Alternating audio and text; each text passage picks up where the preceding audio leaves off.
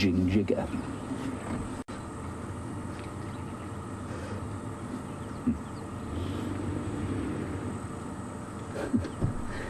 He seems to be almost growling at the fact that he's so hot. You can see him lifting his lips every so often, and we're quite far from him now. I mean, we're really we're no closer than 30 meters, which is about 100 feet. So we're at full zoom there. You can see again how magnificent his camouflage is and how close we'd have to be to spot him if we were to walk past here on foot.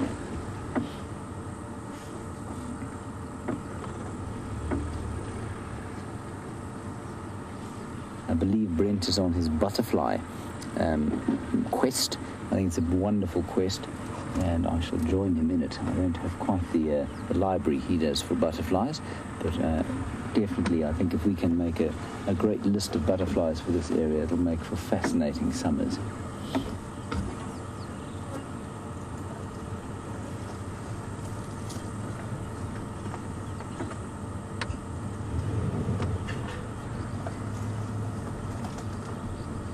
See his eyes, I don't know if you'll be able to see from there, but they would have been born blue, and they're now almost completely changed to their adult sort of greeny amber, which is, some males would maintain a bit of blueness in their eyes, and his father, Mvula, certainly has managed to maintain a level of blueness in his eyes. But I think this fellow is going to be a standard issue colour.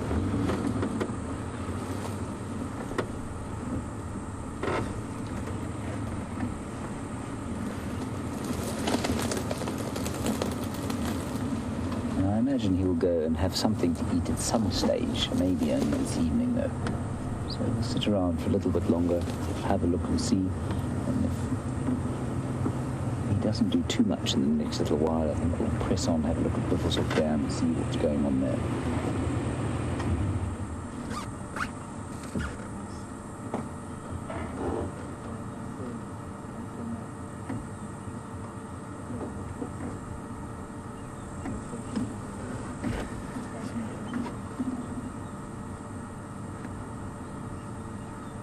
So if you have just joined us, just to reiterate, this is a 3-year-old male leopard. He's just had his birthday, was about to have his birthday. I'm sure one of our regular viewers can tell me exactly which day in December he was born. And so about 3 years old, and that makes him semi-territorial at this stage. He's not big enough to take a territory. He's still within his father's territory. His father's getting quite old now, and I wonder if he just won't take over here. It's quite possible. It does mean that the chances of inbreeding with various cousins related to his mother are quite high, but that doesn't affect the cats too much. So whether he or his brother will take over his father's territory remains to be seen. And like I said, he was part of a group of twins, and his brother seems to be spending much more time further to the north of here, although the last time we saw him he was almost exactly in this position, and he'd also killed a young kudu.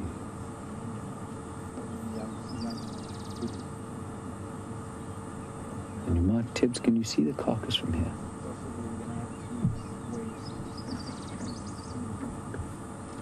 Not really, we can't really see it, but we're closer to the carcass than we are to the leopard. He's really found a very clever place to stash it.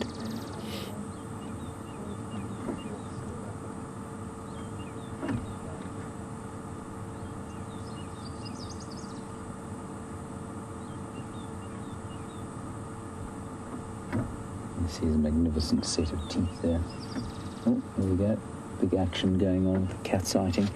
When a cat gets up, it's always exciting. There we go. Wasn't that amazing? At least he's very kindly kept his face where we can see it.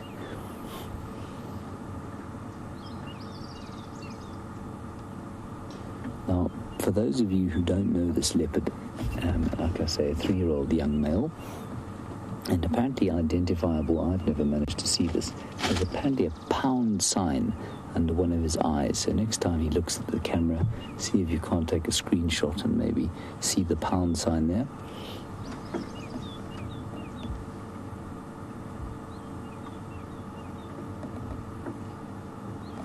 And he doesn't like the flies. You can see him chasing them off, biting them away.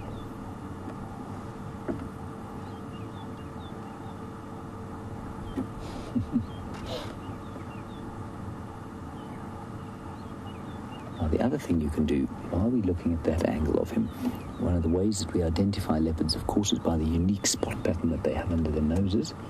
And you can see there, just above his whiskers, it looks to me like he's got two spots.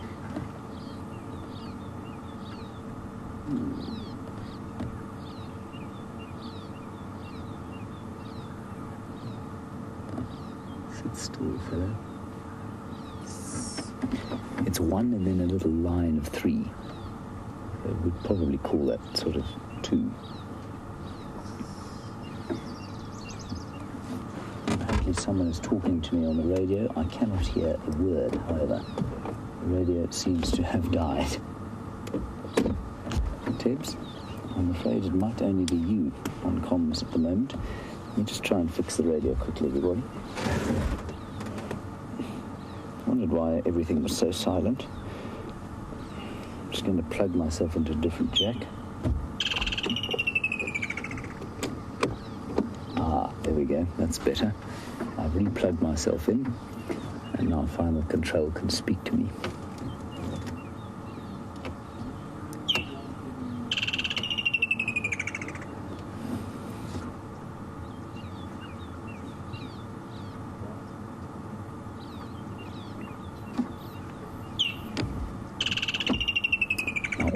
From New Hampshire, as we watch a leopard in the dappled light. It's very important, Darlene, you're in New Hampshire. Just look at the color of this leopard here and look how beautifully hidden he is. And it will go some way to answering your question. You want to know about black leopards? Do we get them here, and does it hamper their hunting ability to be black? Darlene, we don't find black leopards in the Kruger National Park. It's not impossible that they should be born here. A black leopard is very much like it's an unusual coloration, and no doubt that the gene probably exists in this area, but it certainly doesn't express, because, as you say, it would probably make them more obvious than it would, so it probably wouldn't help them to be melanistic or black in this area. In forested areas, you'll find much higher prevalence of dark or black leopards, and that's because being in a forest and being black is very helpful, because you've got shadows and you don't have this kind of dappled light that we have around here. So, Darlene, yes, if a black leopard was to be born here, I think they would struggle a little bit more than one of these regularly colored leopards or golden spotted leopards, but yeah, I'm sure they'd survive okay. But they aren't found around this area. I've heard rumors that there was one once in the Sabi Sands, but no one, you can never meet anybody who's actually seen an animal like that. There is one, at least, up around Lydenburg, up in the high veld of South Africa, which is about, as the crow flies, about 150 kilometers from here. And again, that's more an anomaly than it would be an advantage. Certainly no major forests around there. But you can see how that colour there, Darlene, is just perfect. It's a lovely dappled colour, perfect for this area.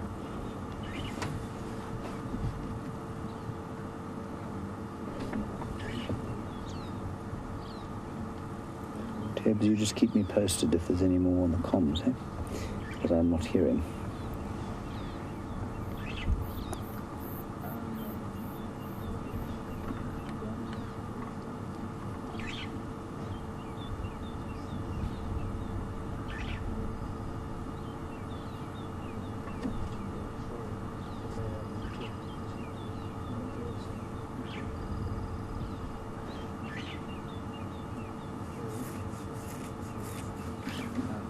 So, we were just chatting earlier as I was driving into this position here, and Joe, you're in New York, and you want to know if leopards ever relax completely like lions. Joe, they don't.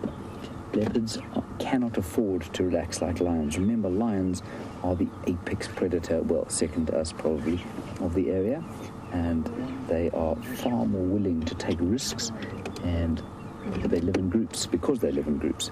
And because they live in groups, they can afford to sleep. And because they're the biggest and most terrifying predator out here, they can afford to sleep very soundly indeed, where a leopard cannot. If a hyena was to come across here and find a fast asleep leopard, the hyena would definitely give the leopard a hard time. Likewise, so would a lion. And the important thing about that is that a leopard can't afford to take that risk. Oh, look, here we go. Because if a leopard gets injured, they obviously won't eat. Oh, this is fantastic. Look at that. That's not a sight you see every day.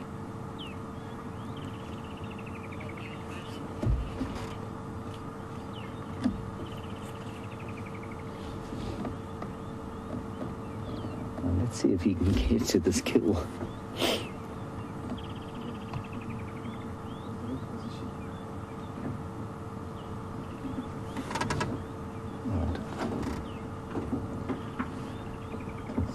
You go for it.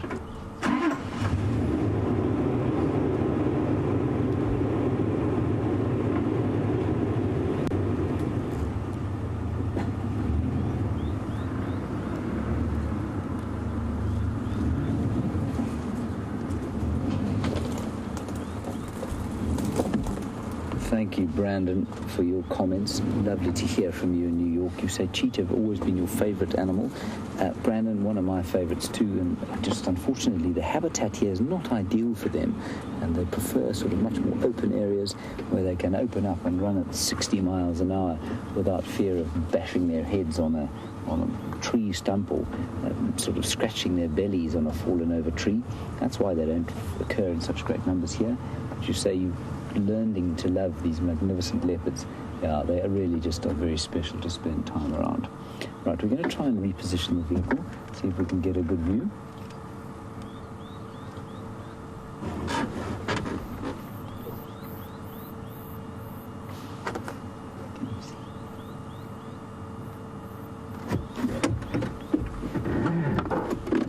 Right, we're going to just move. Apparently there's some very nice... Andrew's got a good view from where he is. So we'll move around behind him.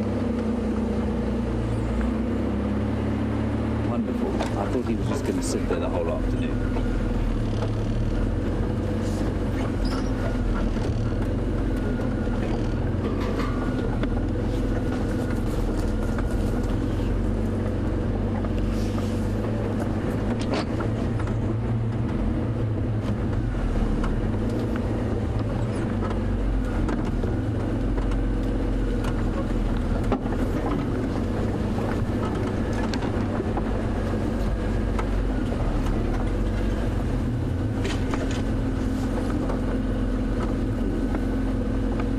Everybody. Tibbs, you tell me when you've got a shot there. Is that fine?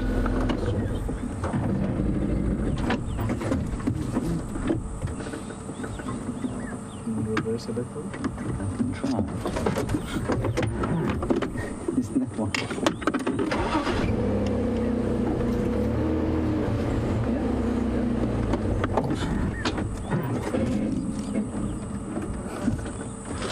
Everyone.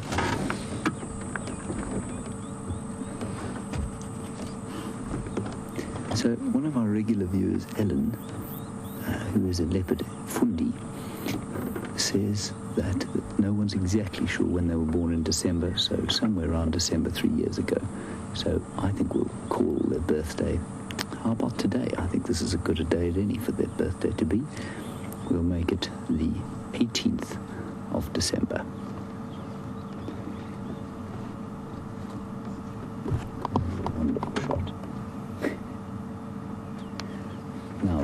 Some people were asking about whether they lie on their backs, and I know you were asking about that, and just opens up the discussion about how they rest.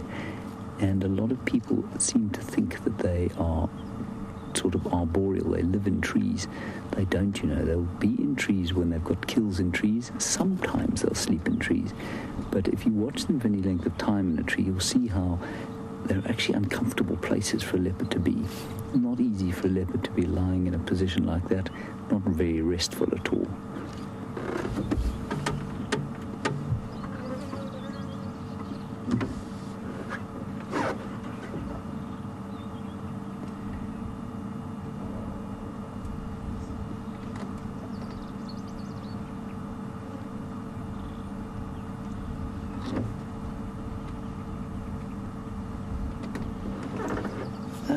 Debbie, you make a very good point on the subject of his camouflage and colour blindness and vision and that sort of thing. And you say, if we can't see him without colour vision, imagine how difficult it must be if you don't see in colour, like most of the animals out here don't see in colour.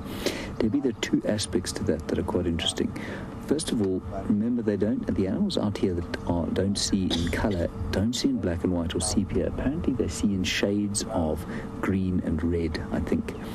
And so while they certainly don't see the same suite of colours that we do, it's not like watching them sort of killing the saturation on your picture here and watching it in black and white. But what it does do for them, Debbie, is that it allows them to see more contrast. So I actually think that it's more difficult for us to see these animals than it is for the animals that have adapted to trying to spot them. So like an impala or something like that, I think will probably spot them probably more easily than we can. And that's because they see in more contrast. They have a greater perception of light and dark than we do. And so they will be able to pick up those sort of shades of white and black that we can't, I would say. I think also you'll find that's why that golden colour, that will meld into the green. And golden colour will kind of meld into the green because it's got a bit of red in it, and so it'll become much less obvious to something that doesn't see in colour. So I was asking a while back about why it is that everyone thinks, we talk about the camouflage of an impala or a steenbok, which tends to be a bright chestnut colour, and to our eyes it's really not camouflaged at all. But to a cat like this, that sees in shades of red and green, that chestnut colour would disappear in bright green vegetation. Very fascinating subject, the vision of animals. Thanks for that, Debbie. You can see he's not comfortable in there.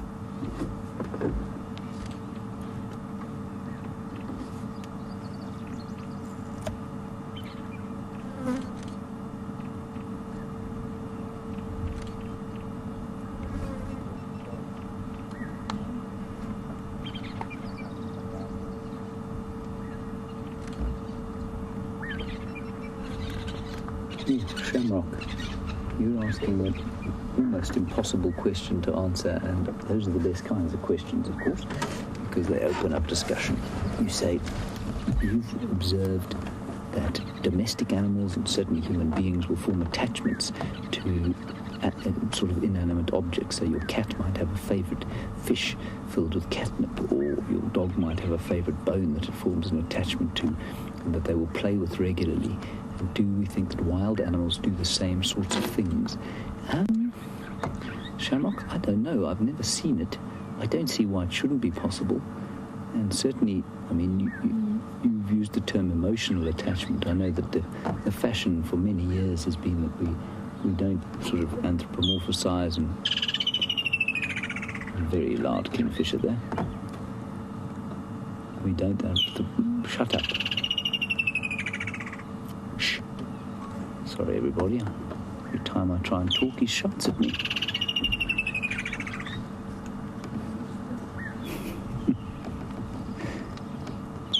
No, he's still going.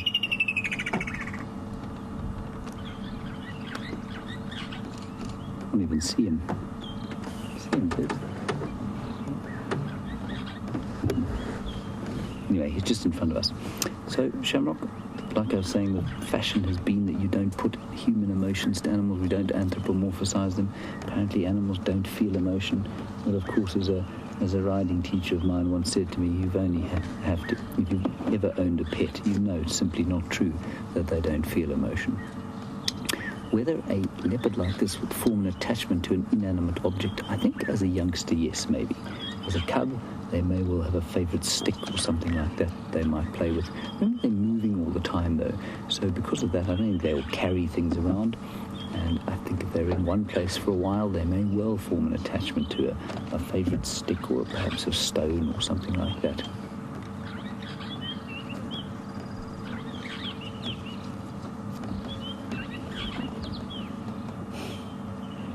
It really does make you wonder how many we drive past, doesn't it?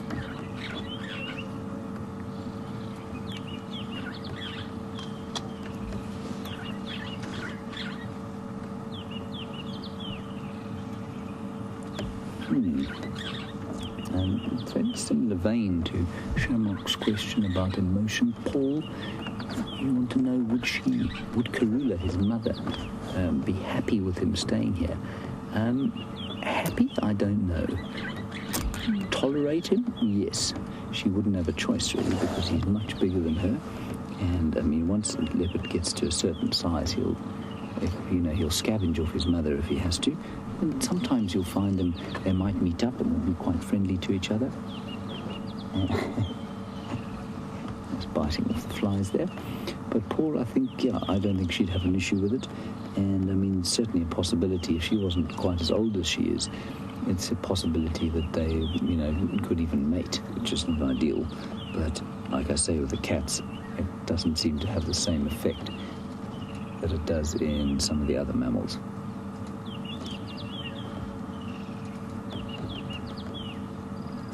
Right. From one golden spotted cat, we'll go to a sort of golden and brown patterned animal with Brent Leo Smith, almost as tall as he is. And I will stay right here with this leopard and see you just now.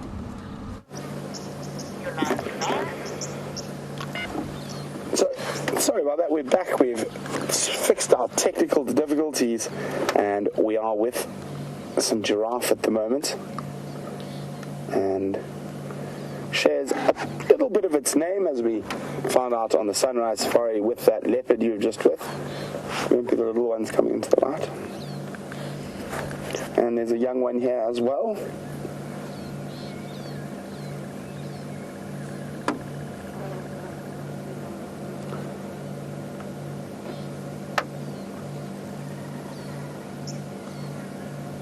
A giraffe starts life with quite a rude awakening. They are thumped into the ground from 2 meters, and it's about the height that mom drops the baby from. And they're born quite tall and weighing probably around 200 pounds, maybe a bit more. This one here is a couple of months old now. Probably already weighing 400 pounds or so. It's a little female.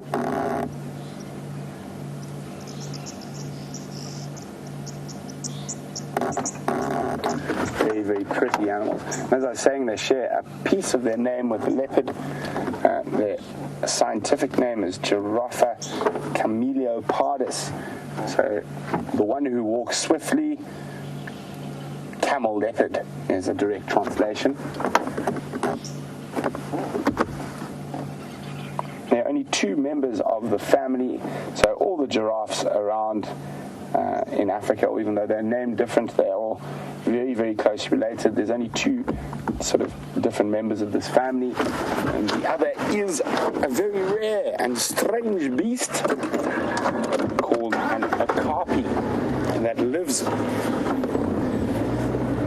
in the forests of Democratic Republic in Congo, specifically between the junction of the River Cross and the River Congo, and possibly one of the animals least seen by people. A forest giraffe, you would think it's a very bad place for a giraffe, being so thick, but okapi have developed to be able to live in that heavily forested Congo basin. See, they've got 3 adults and 1 baby, all girls so far that we can see. Busy stripping a sickle bush, or a Chinese lantern tree is another name for them.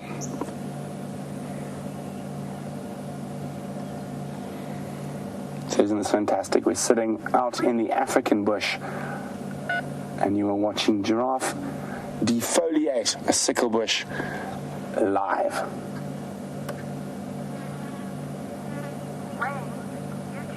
Are a giraffe spot?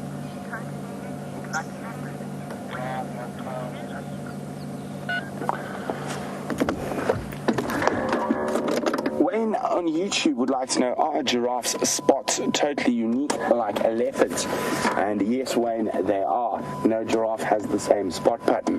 But I think we'll definitely come back to this area a little bit later. I've just heard a little report in my ear that is going to make me move along. But we will definitely, hopefully they'll come out onto the opening at Quarantine Clearing. And who knows, maybe we can get a set giraffe silhouette.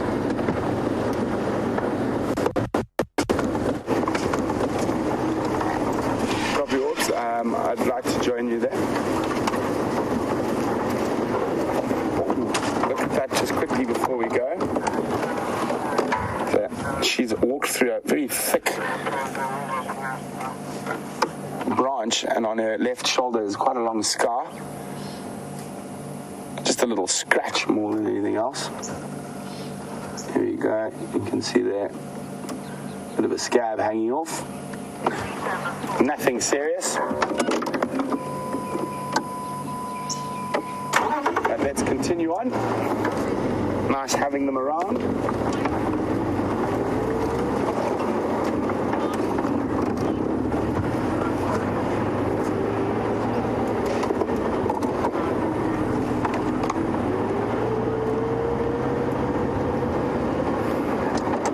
So speaking about mythical or near mythical beasts, an antelope that has a mythical sort of qualities in Sabi Sands and in South Africa in general is the sable antelope. And Rob is asking, do we get sable antelope in the Sabi Sands? Rob, we do, very, very rarely. When it's really dry like this, there is a possibility, a greater possibility of seeing them. I've seen them very close to the Sabi Sands northern boundary in the Manyaleti before, but I know a couple of weeks ago at a lodge just to the east of us, as the crow flies no more than 10 kilometers, there was a sable bull drinking at their pan. So yes, they do, but very, very rarely.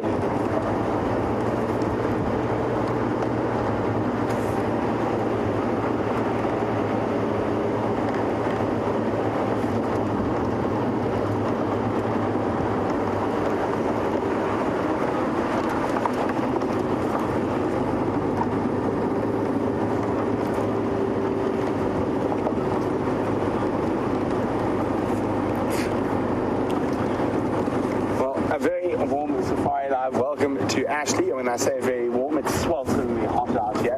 But Ashley has got an interesting question. She says, we're very good, thank you, Ashley, at maneuvering these vehicles around the bush. She would like to know whether the vehicles have power steering. Since our arms must be incredibly tired after some serious booty bashing after the likes of wild dogs. Ashley, I would love to say I'm really tough and we don't have power steering and I'm just that good a driver, but unfortunately that would be a lie. We don't do that here on Safari Live. We do have power steering. Also, these are short wheel-based vehicles, which enables us to work in a far smaller turning circle than the long wheel-based cruisers. So they are very, very adept at maneuvering through the bush, and a skillful driver helps the cause as well.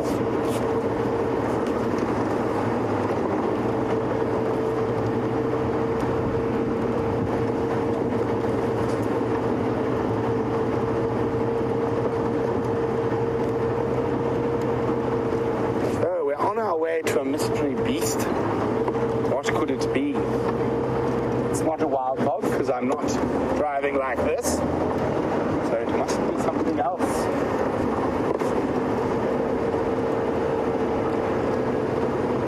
But it is a beautiful afternoon. I think we're in for a stunning sunset, and hopefully lots of beasties to be seen. Scott's out on tracking team. I think he's picked up tracks of Karula in this area. He's out on foot. Hopefully he gets some luck. So we will be coming back. There we go. We can see where Scott has abandoned his transport up ahead.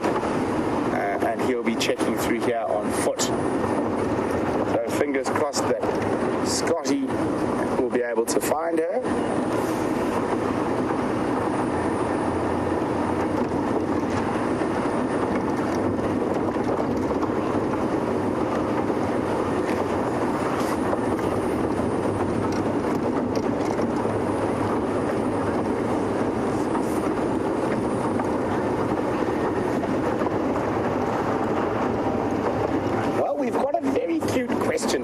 Emma and Olive, who are 5 years old and live in Illinois.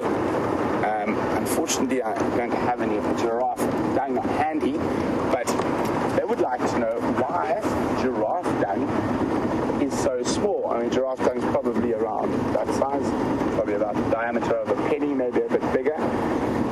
Or dime, sorry, what's the bigger one? A dime. The reason and they say they should have sort of elephant-sized dung. Well, the reason for that is that they are ruminants. This is going to be a bit hard to explain. You'll understand it a bit better when you're older. But basically, they have more than one tummy. They have 4 tummies, and they keep that food in the tummy. So they'll swallow it, and it'll go into the one tummy, and then they'll bring it up and eat it again.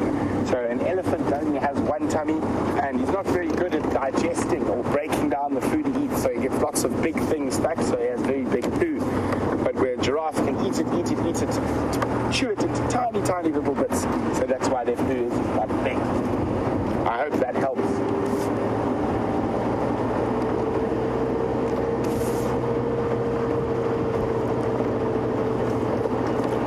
So we're going to continue to find this mystery animal, and we're going to go across to James, who's with a feasting quarantine. Brent going to a mystery animal, which is very mysterious indeed. I wonder what it is going to be. I actually have no idea. I've obviously had my game drive comms turned down. We've changed the angle.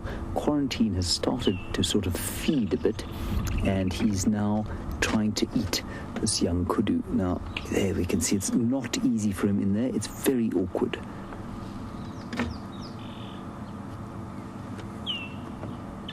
And equally not particularly easy to try and get a shot of him.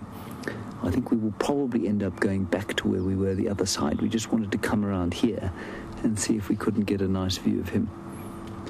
But his face is still facing the same direction, which is, of course, is directly into the sun at the moment.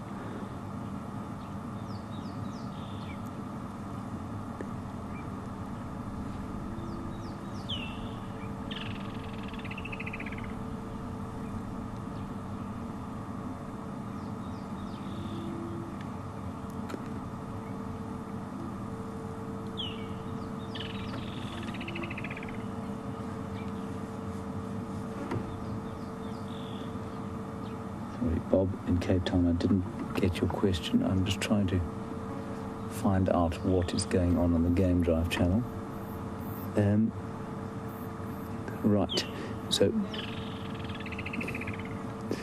Bob, you want to know if you're in Cape Town, which is a wonderful place to be at this time of the year. Bob, you want to know if leopards have different blood groups? Bob, I don't know. I imagine they probably do. In fact, I'm pretty sure they would. I'm sure all animals have got different blood groups. I don't know. I mean, yeah. I've never read anything about it, Bob.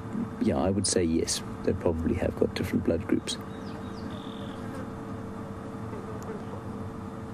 I think I found out what Brent is going to see with you, and I think it's going to be fascinating. So we'll sit here for a little while longer, and then we'll try and reposition around. I just don't want to move again, because it's a good sort of 3 minutes moving, and then he'll stand up and move the carcass. So we're quite close by here. We're probably about 20 meters, 70 feet from him.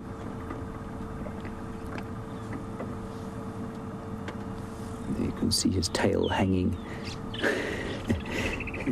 hanging like a little Christmas decoration, like a candy cane from your Christmas tree.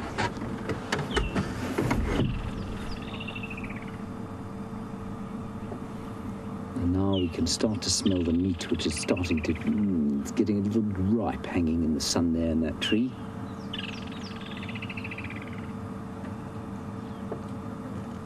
And all the cats will eat, an enormous amount. They will keep eating and eating and eating until they can't eat anymore. Then they'll rest a bit, and then they'll go back and eat a bit more, because they just never know when the next chance to eat is going to be.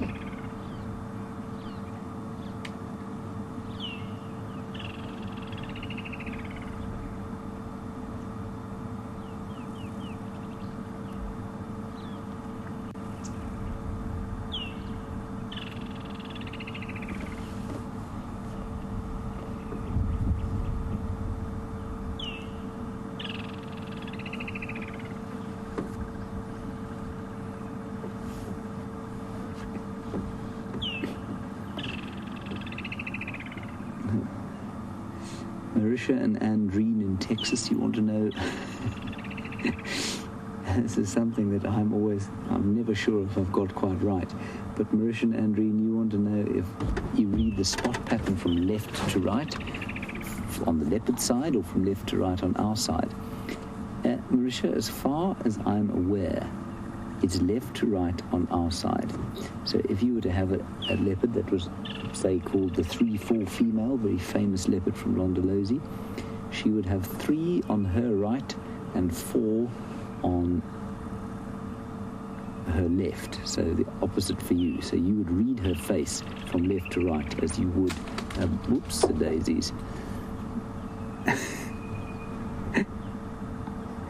Not easy for him to be eating that thing in this scraggly tree. Beautiful milkberry tree, not great for a leopard to be eating in. So, Andreen and Mauritia, 3 left to right, this is as far as I understand it, left to right as, I'm just hearing crackling bushes behind us. If there isn't a hyena close by. So left to right as you would read a book.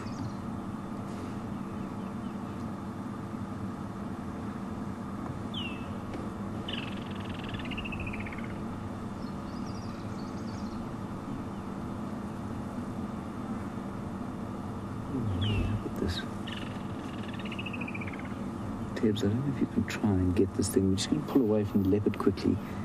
Tibbs, there's a magnificent bee in here. Huge, huge bumblebee. It seems to have moved. Beastly thing. Where is it? Right in this little group of flowers here, Tibbs, right close to us here.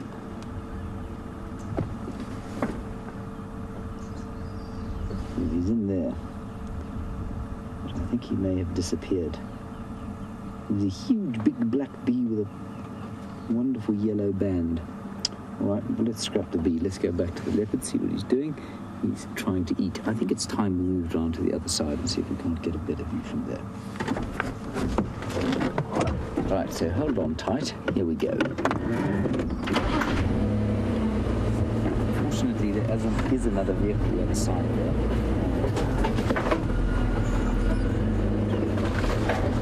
They have got prime position. Definitely some crackling in the bushes over there. Maybe it's an elephant coming around here.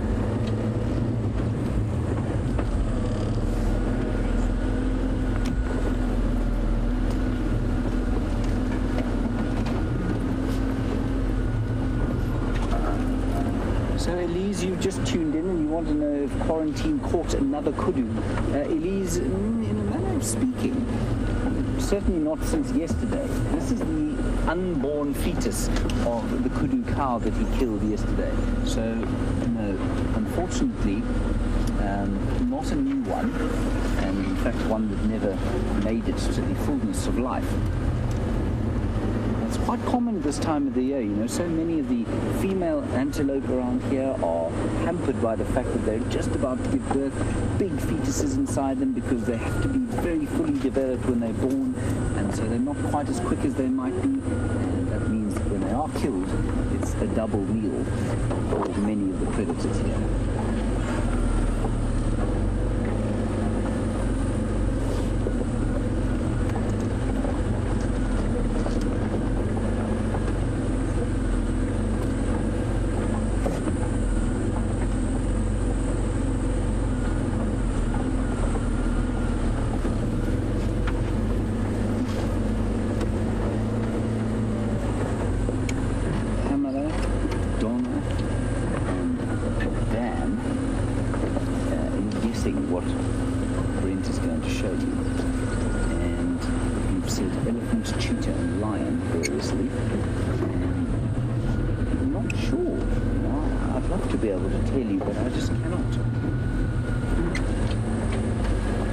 Say that 2 of those are quite close, one is not.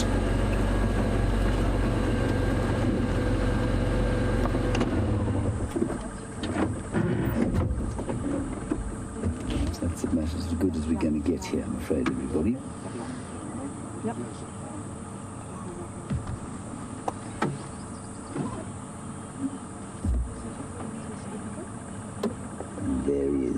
We will move just now. Waar van? Ja, nog van de kom maar kaarten. All right, in Gorm. We're just going to wait for Andy to leave. He's heading out. Now. And then we'll move into where he is. We'll have a great view.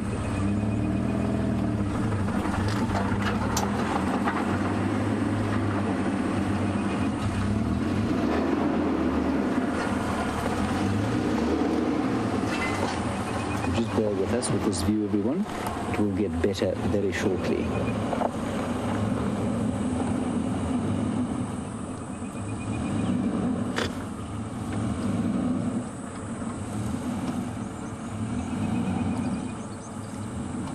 Going to see if Andrew can get past us.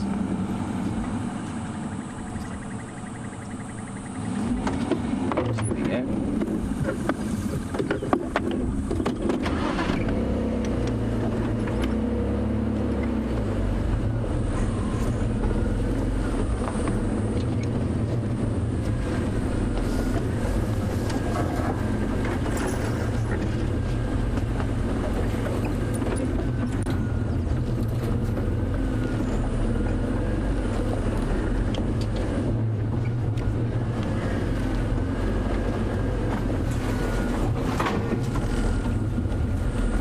How's that, Tibbs? Okay.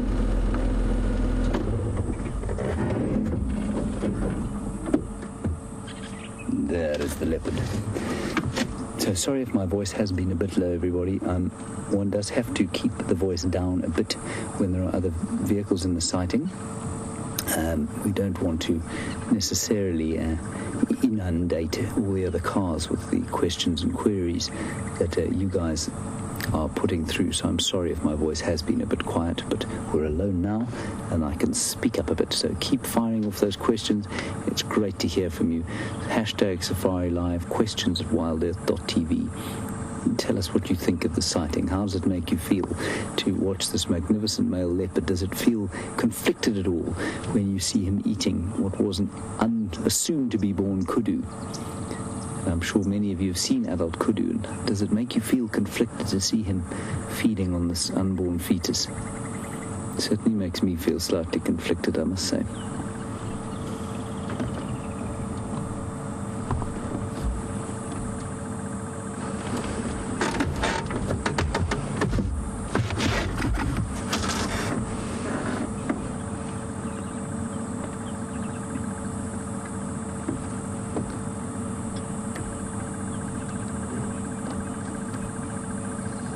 So there we go, some wonderful information. This is why this is the best kind of guiding job that we do here. Maggie, in Western Australia, you've said that there are 3 kinds of feline blood groups, A, B, and AB.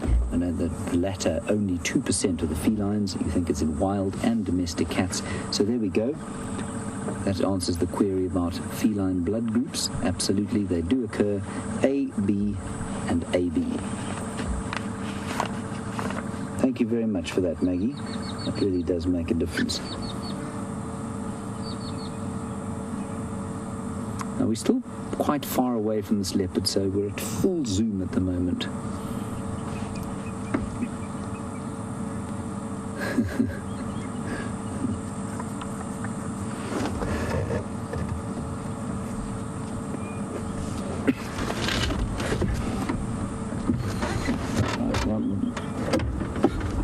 I'm just going to move quickly, and while I'm moving, I'm going to answer this question. I think we might be able to get a closer view. Tibbs has pointed out a spot, which I think is going to be good.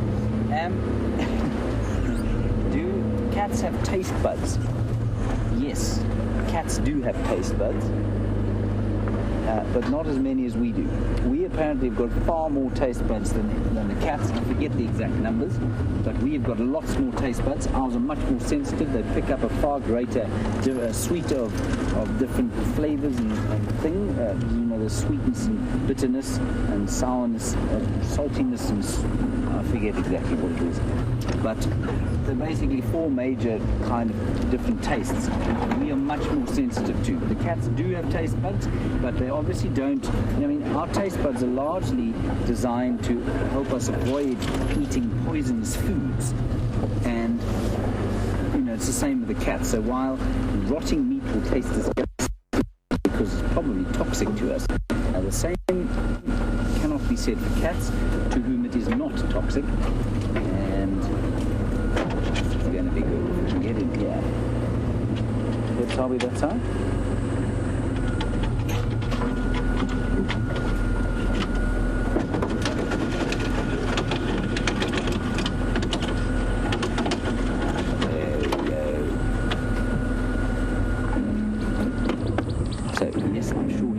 But remember, his brain is not giving him the same messages that would get, our brains would say this is disgusting.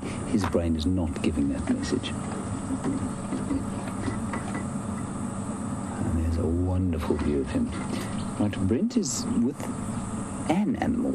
I don't think it's the mystery animal that he was offering you, and if it is, well, I'm not sure if it's what you were expecting. Let's head across to him, and I'll stay right here with Quarantine. So, before we could find our mystery animal, oh, there he goes. And there's a basileia. Oh, just hopping to the next tree. Beautiful bird. Nice camouflage wildy.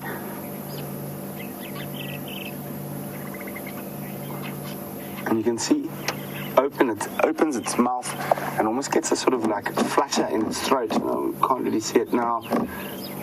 And it's heading towards the shade there. What that is called is a gula flutter, and it's what birds do when they're very, very hot. And there you go, he's found a bit of shade, probably a bit more comfortable there than where he was.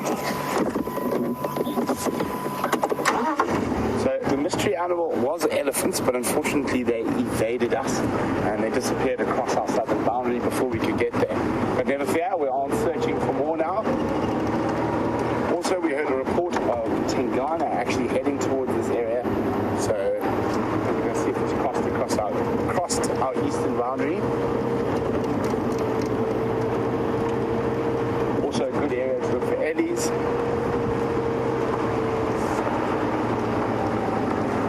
And well done to Pamela on Twitter, who guessed that the mystery animal was, in fact, an elephant.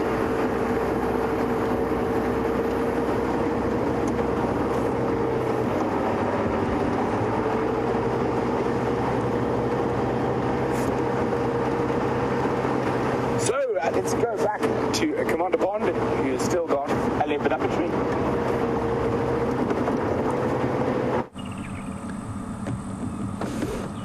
So there is this magnificent leopard. We've got into the perfect position here. He's very kindly stuck his head out of the bushes here, and we can view him beautifully from where we're sitting. And the piece of leg that he's eating, he's got a bit of femur there, I think. Yeah, looks like a bit of femur. And the important part of that femur, you can see it's hollow. You can see the little bits on the end of it there contain the bone marrow. Now, on an animal like this, even before it's born, of course, it's got very little fat on it at all. And one of the most important nutrients out here that is lacking in much of the diet is fat. And that bone marrow is crucially important to the health of these animals, and so he will suck that bone marrow out, and you can see he's chewed the bone off at the expense of eating the other meat first.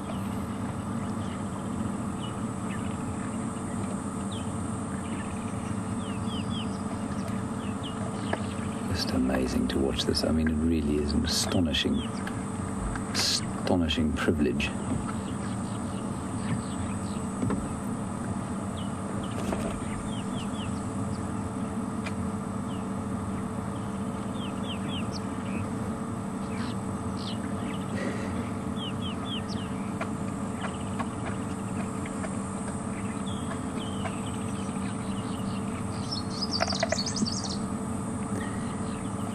Two wonderful comments from Sandra and Gracie, aged just 8 in Ohio. Gracie, your mum says that kudu was made to feed quarantine leopard. Yes, I suppose you could definitely look at it like that, and you say that it's now in heaven playing kudu games. Well, I hope that's the case. It may well be. And then Sandra, you say, of course, there's an element of sadness in watching a sighting like this. But yes, the leopard has to eat, of course. I don't for 1 second say that isn't the case, but one is left to wonder briefly, what would the life of that kudu have been like had it been born? But absolutely yes. No, I wouldn't say there's any sadness from my point of view, but it's certainly a sense of what could have been.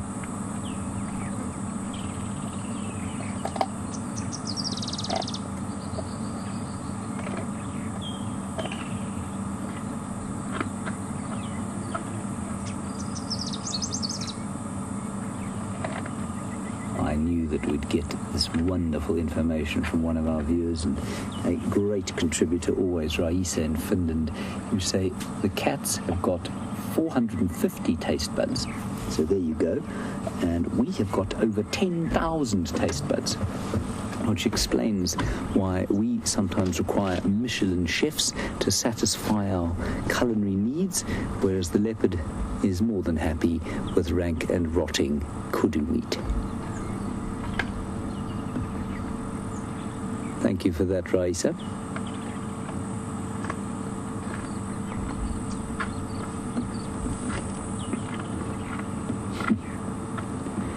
Pamela, I'm not sure that the taste buds of your little kitty are necessarily a great representation of general cat taste buds. You say that your cat loves turkey and chicken around Christmas time. I have no doubt that that is the case. I know that every pet I've ever had has developed very strange tastes indeed. I had a staffy once that's a sort of bull terrier, who if you left any chocolate anywhere around the place, he'd eat that. I think that was probably just the sugar. I'm just going to tell Aubrey where to come to get a good view. Orbs, come around to this side if you can.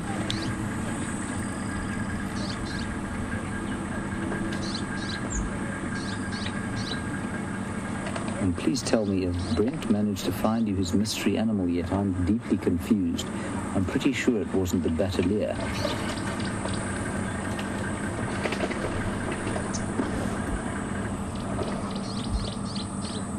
Apparently Brent's mystery animal disappeared. That is properly a mystery animal. I'm going to say I've got a mystery animal next time as well and then claim that it's disappeared. You tell Brent I don't believe he had a mystery animal at all.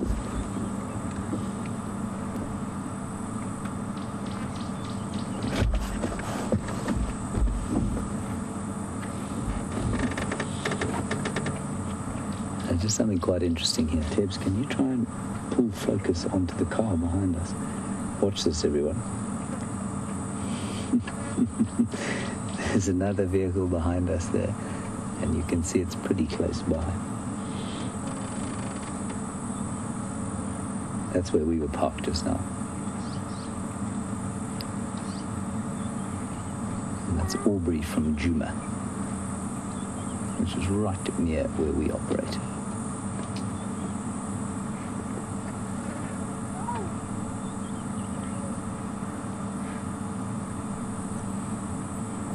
Oh, good question, Debbie, in Vancouver. You want to know how high off the ground is he? That's actually not a simple question to answer. So, Tibbs, if you zoom all the way out, it'll give you an idea of how high he is. So he's hanging right over the drainage line at the moment. So to the bottom of the drainage line, I'd say, Tibbs, what would you say, about 10 meters? About 33 feet to the bottom of the drainage line, but from the side to the side of the drainage line, probably about 8 meters. So if you multiply that by 3 and a bit, say 24, 27 feet or so from the bottom of from where we're sitting. But he's actually almost at eye level with us now. We're further up the slope. Now you want to know if a hyena can get up there? No. It's much too high for a hyena to jump. I have seen footage of a hyena jumping about, say, 2.5 meters into the air. So for 7 feet, about 8 feet into the air. But that's much too high now.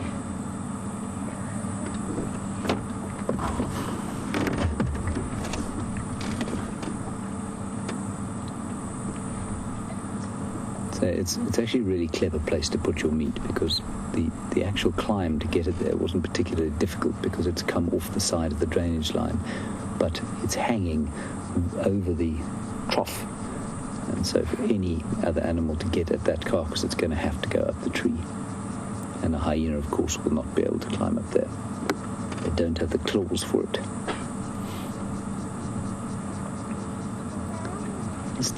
His eyes are still a little bit pale blue.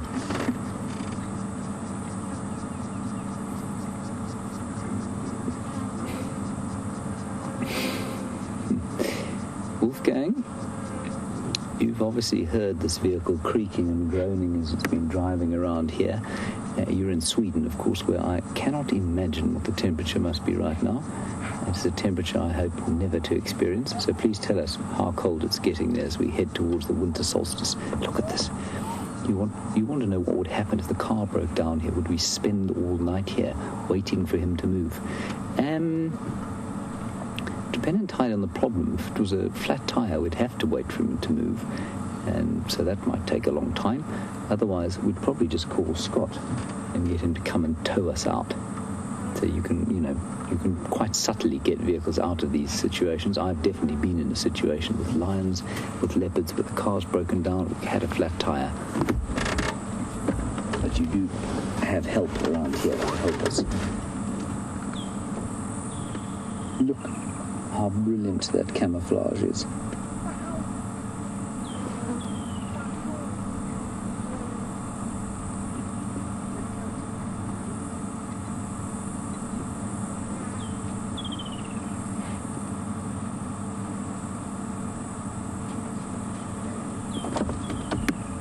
Jeffrey, I knew this question was going to come through regarding, I was chatting about the staffy that used to eat chocolate.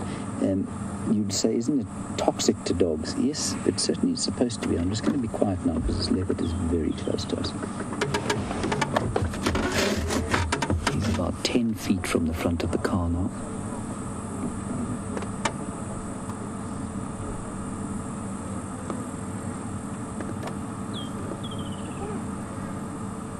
It's just wonderful. He's going to lie down there.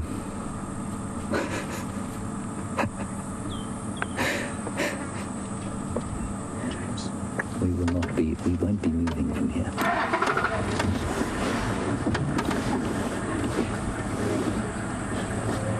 So,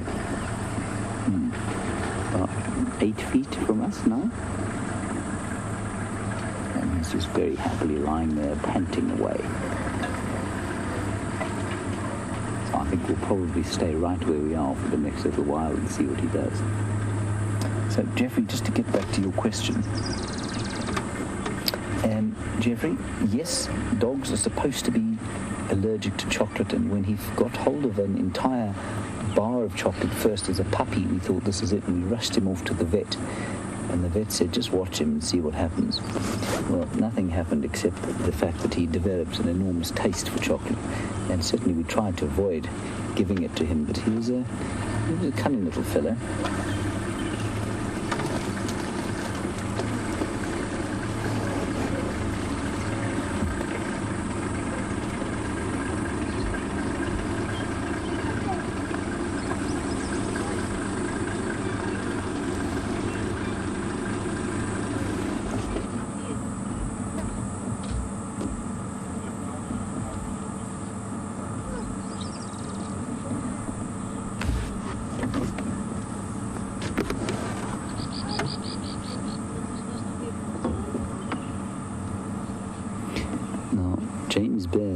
Missouri.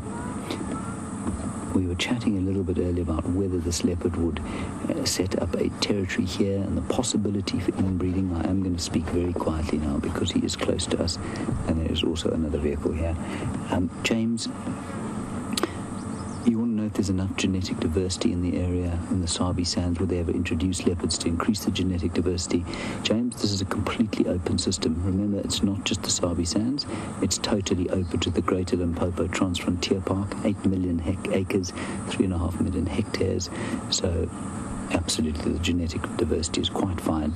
Remember, the cats can inbreed apparently for up to 6 generations before there are any sort of mutations that can be harmful to them. So while he may well mate with a cousin or two, it's not going to make any difference to the genetic makeup, or it's not going to deleteriously affect the genetic makeup of the leopard population here.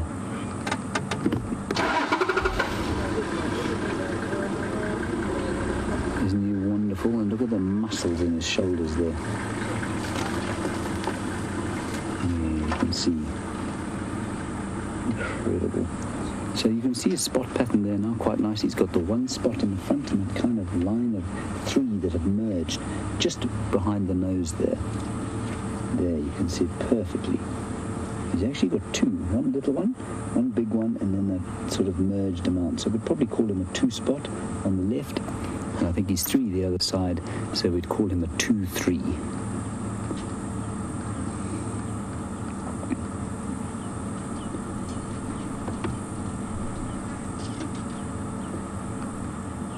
And now we find ourselves alone again. Sorry about that.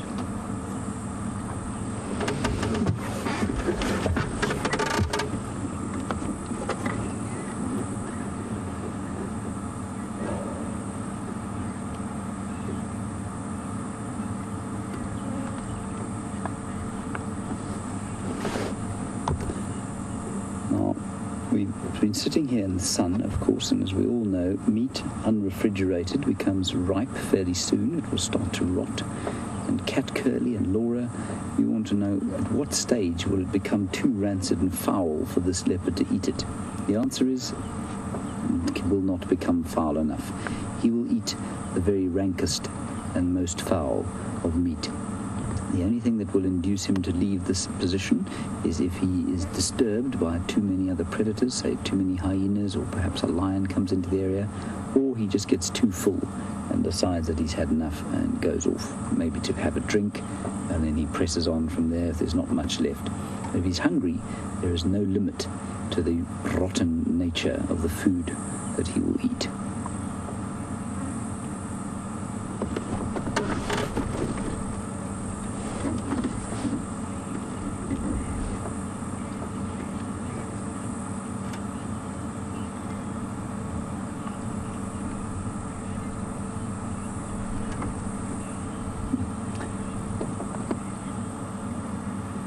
Now there is the kill, and you can see that it's actually pretty fresh still after a day. It won't be once those flies have all laid their eggs in it. That is disgusting. Thank you, Tibbs. Those are going to be crawling with white maggots fairly soon. And Ralph, you say you've heard that the Romans used to eat rotten meat, and it tenderizes it. It absolutely does tenderize it. It's not delicious to eat, though. Now, if your stomach becomes used to it, it's fine. And certainly we have what we call lazy aged steak, which is steak that is virtually rotten. And apparently rotten red meat is actually, if it's kept relatively clean, it doesn't affect the human gut. I'm being attacked by a sweat bee viciously, but the same cannot be said for chicken or for fish. Obviously, rotting fish and rotting chicken will make you very sick indeed. Now, interestingly, Rob, it's not only the Romans. Certainly, I know I've seen on the magnificent BBC show called Human Planet incredible footage of some Inuit people who catch puffins, and they put these puffins whole inside seal skins. They stuff these seal skins full, and they seal them with seal fat, sew them up, and let them sit under rocks, I think for the duration of the summer. And at the end of the summer, they then come and remove these now rotting puffins from the seal skins, and they eat those as a great delicacy. Now, apparently the smell and stench of those birds is absolutely unspeakable to those who are not used to it. But if you're used to it, an absolutely delicious thing to eat. I suppose it's a little bit like some people would find a Stilton cheese completely inedible.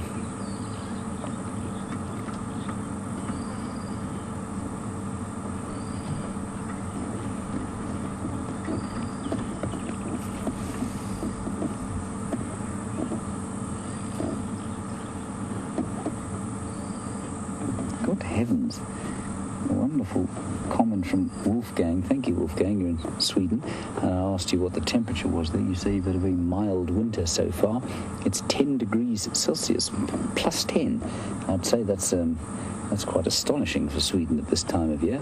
Good. Well, I'm glad for you. But when you do hear stories of minus 20s and that sort of thing, it sends a shiver down the spine, even when you're melting out here in the African sun. Ooh.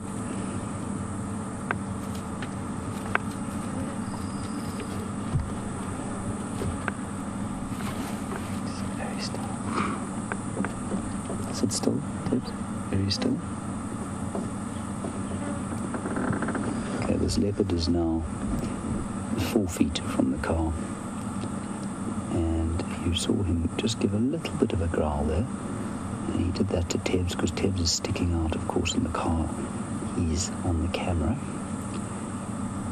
so it never ceases to amaze me to have a leopard this close by.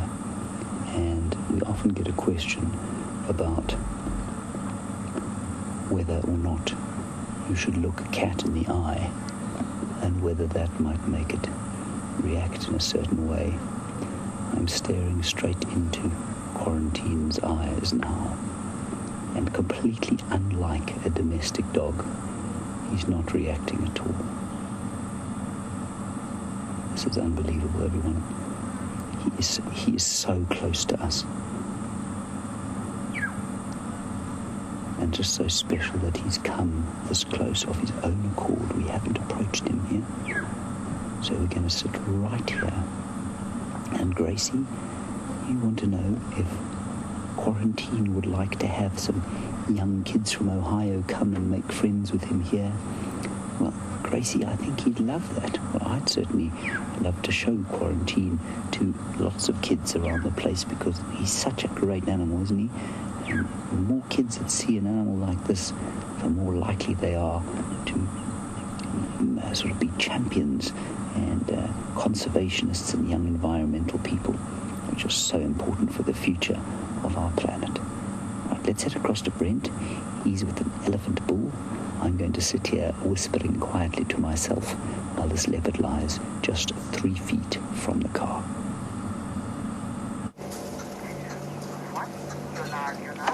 So James just doesn't have any faith. We've come across an incredibly big adult elephant bull in his prime. He's busy got his head in the bush at the moment, but hopefully he will be coming out shortly. Look at that, isn't that beautiful? Look at the size of his tusks. He is a monster.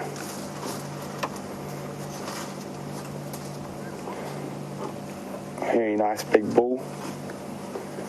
Very distinct grass notches in his right hand tusk.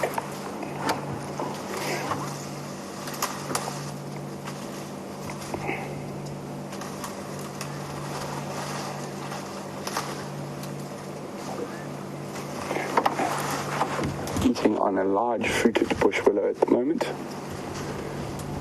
And an animal this size needs to eat about 200 kilograms of vegetable matter in a day. That is probably close on 500 pounds, over 500 pounds even. And you drink 100 liters of water.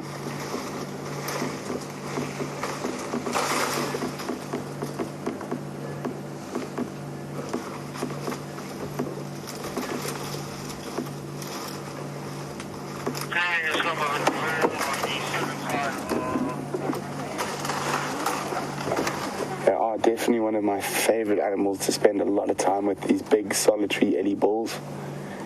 They're just so relaxed.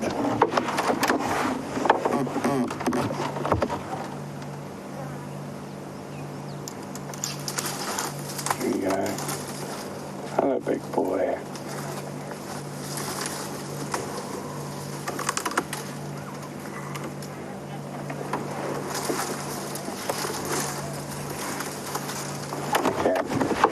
Unfortunately, he's moving towards our boundary, so I'm just going to reposition quickly.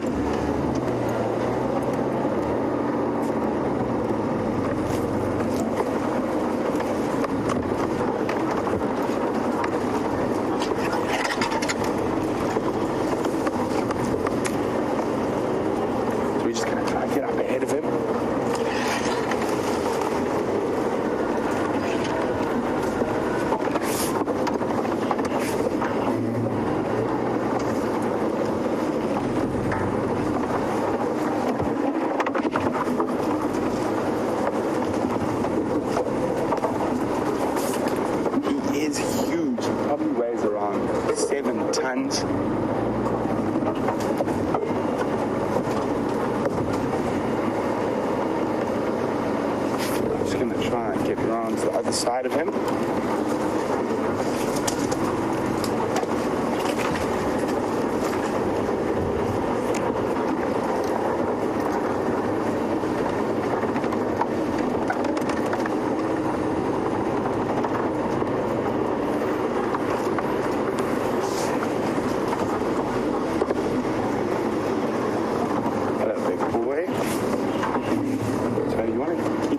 Nice and calm when you're around the ellies, and your movements, even in the vehicle, are very slow and deliberate. You don't want to drive straight at him. That's why I'm changing, and I'm going to drive across the front of him like this. There we go.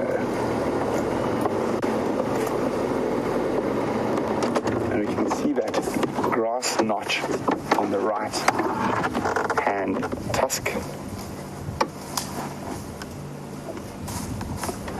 That little groove in the tusk there is made from pulling grass, believe it or not, in large amounts. So he's also a right-tusked elephant.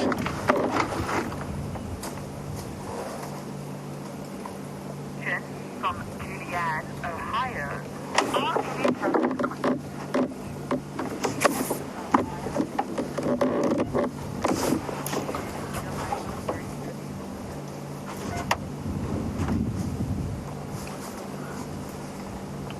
So, looking at those tusks, Julianne in Ohio would like to know, are elephant tusks considered teeth?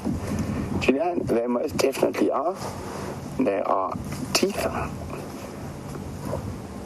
especially adapted.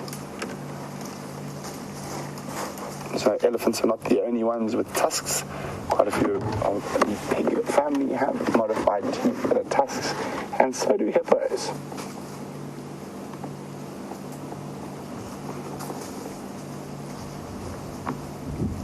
He's probably, I'm guessing, close on 40. Nice big bull.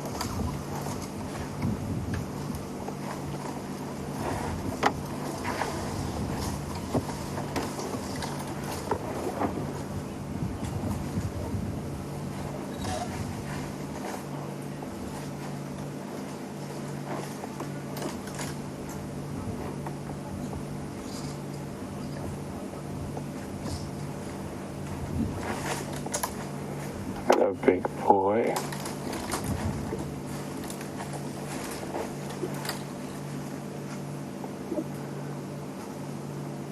Wayne, who's watching on YouTube, is wondering whether he's about to go into must.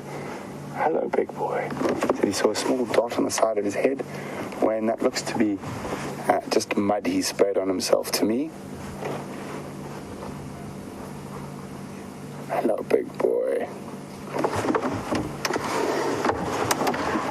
Unfortunately, he is going to move across the boundary. And, sorry, just turning off the VR rig there. Or maybe he'll stop again. Let's see if we can get a bit closer again.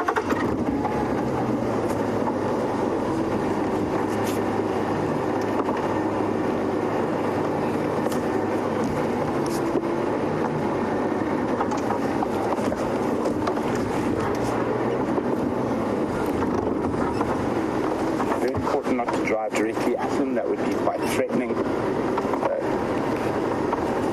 So I just have to do a little clap at the end.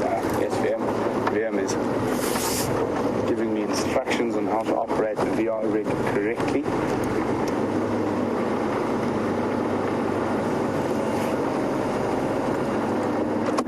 So he's about 10 foot from us now. You can see how he's eating grass. When there is grass around, it's an elephant's first choice. After the carbohydrates, the sugars in that nice fresh grass.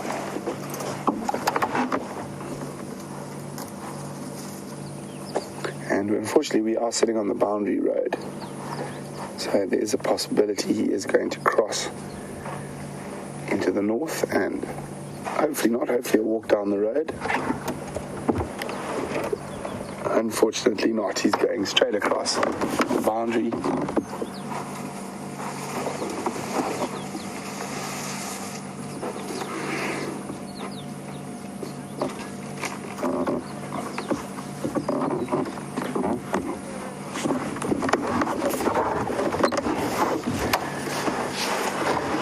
So, Whitney is wondering, do elephants have nerves in their tusks? They most certainly do, Whitney. Like any tooth, there's a nerve in the center, but it's quite deeply buried. Of an elephant's tusk, a third is inside its head, so not visible to us. And actually, interesting enough, one of the grass species he was eating is right here.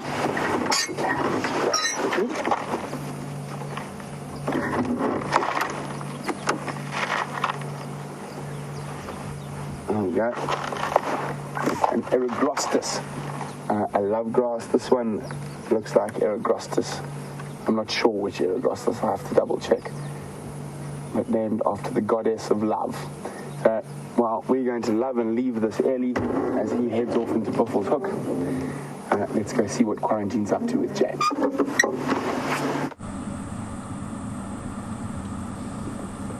So, I think that picture speaks for itself.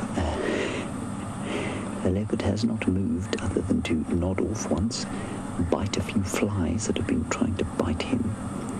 He's still just 3 feet from the edge of the vehicle, paying us absolutely no attention at all. It really is quite astonishing that he has chosen to come and lie so close to us. So I'm just moving very slowly so that he doesn't sort of become frightened by us at all and doesn't lose the trust that he's clearly feeling right now. It's just wonderful that he sees us as so little of a threat, so completely part of his environment, that he's prepared to come and lie this close to us. The difficulty in staying still, of course, is that there are thousands of these biting sweat bees around that, they get into every orifice of your face. They bite bits and pieces of you, and while you want to start slapping your head, you really need to do that with great care when you're sitting this close to a male leopard.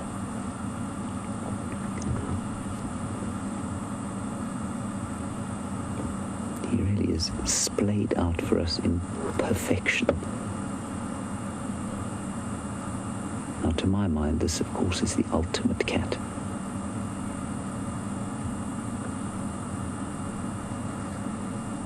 They never, despite, I've seen many lions eat themselves into oblivion the same way as this leopard has, but they still seem to manage to maintain their regal nature, do the leopards.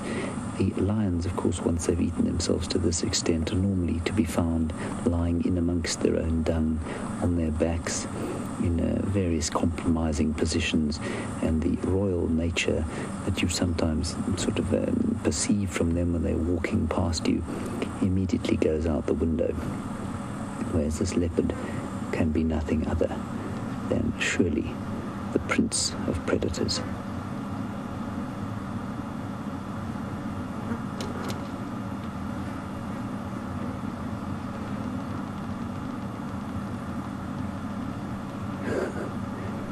This is the longest that we've seen him lying in one place while we've been here.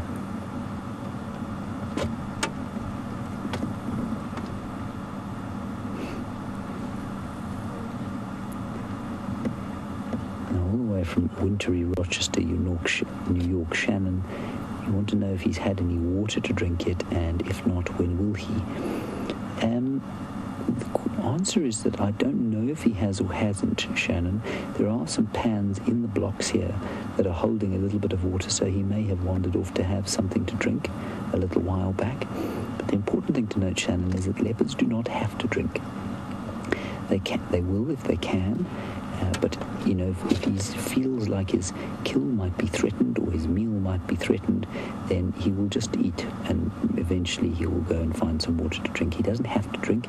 Leopards in the desert certainly get all of their moisture requirements from the meat that they kill, so from the carcasses that they kill. Of course, I think the statistic is 70% water, and it's the same with all the antelope out here.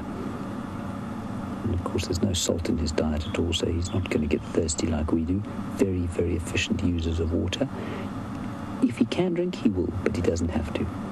So if there's water too far from him now, he'll just wait till he's finished, and then he'll go and find some water to drink.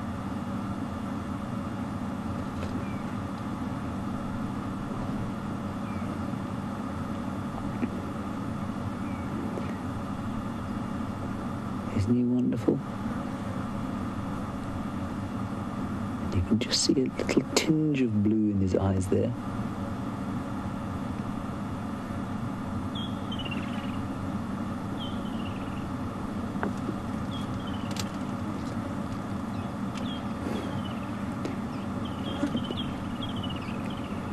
Now, Annie, I believe that he had lots of ticks around his face yesterday, and we had the question about the oxpeckers earlier on predators. And Annie, you want to know how long it will take a tick to fill up with blood and then drop off.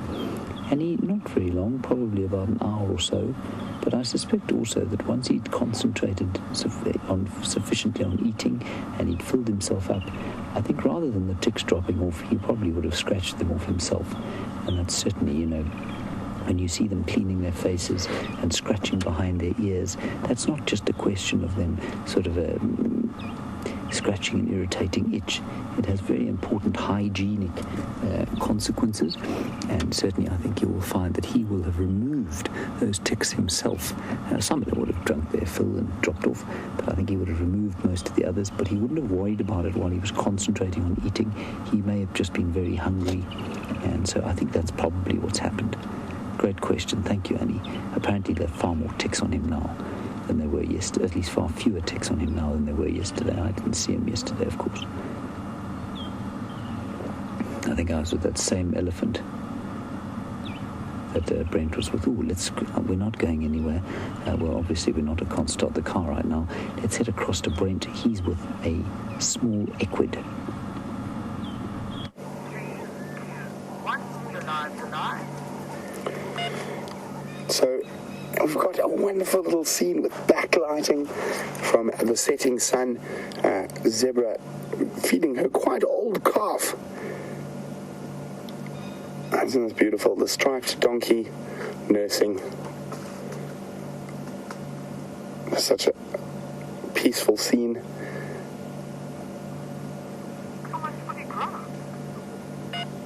So quite an old calf. Probably a year or two, over a year old now. But sometimes nursing can go on a bit longer than one would expect. Not quite fully grown yet, as you can see, still quite a bit smaller than mom.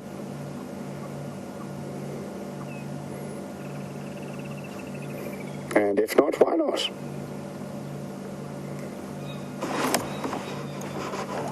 There's a smaller foal moving through now behind the others. Much younger.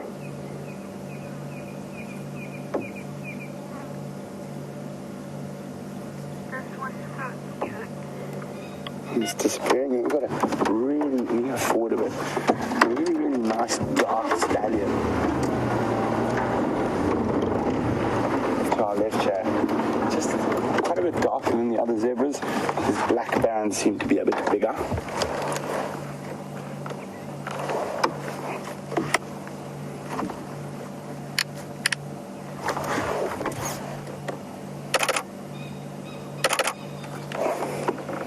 Exquisite animals.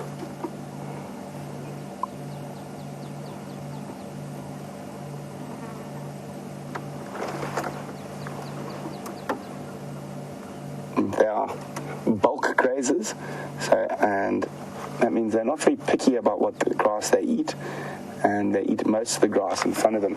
They also, their stomach, they've got a hind gut fermenting system, so they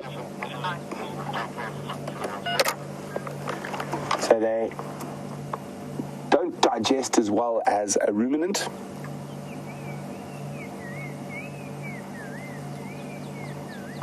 And there's quite a pregnant female at the back over there.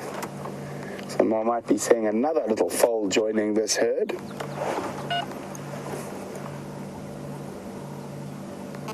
Angela on YouTube. Male liver cold. Angela.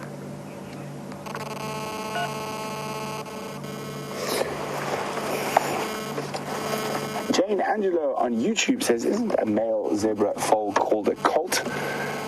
Jane, if I remember my horse stuff correctly, I think a teenage zebra foal would be called a colt. Oh, suddenly a little jog for no reason. a day moving off, and we're going to do the same. And while we do that, I think you guys are raring to get back to that male leopard with James.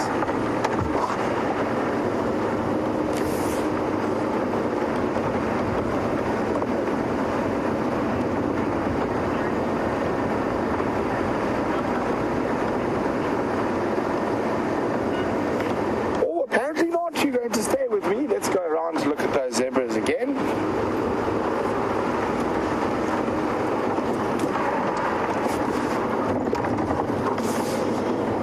See if we can get a better view of that little foal.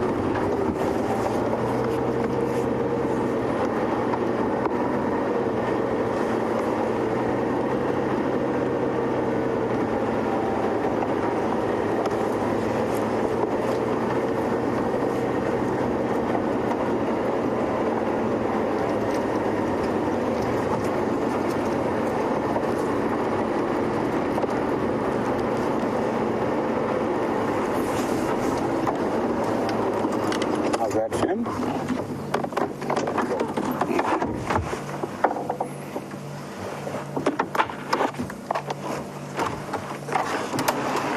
Here we go. There's the little one behind the mum.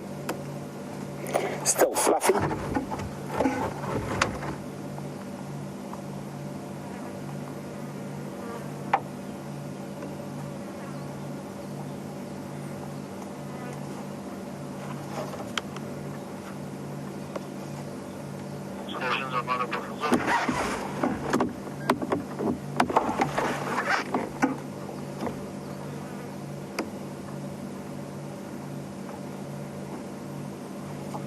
Such a peaceful scene, beautiful late afternoon light creeping through. And there's been many attempts to domesticate zebra. All of them have failed.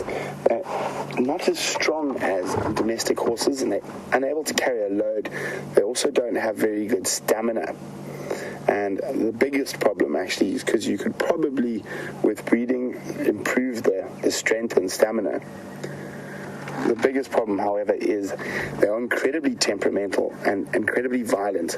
So in small stockades and that, they can be a real handful to deal with.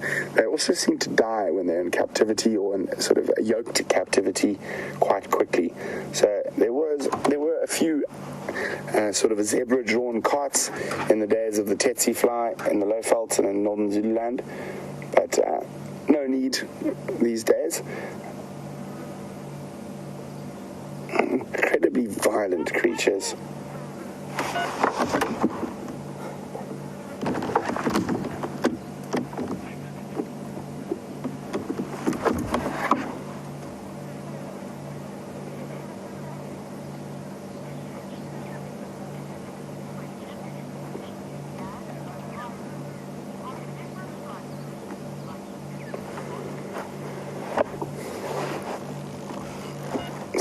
Julianne in Ohio, who asked about, I think it was giraffe and leopard spots being different.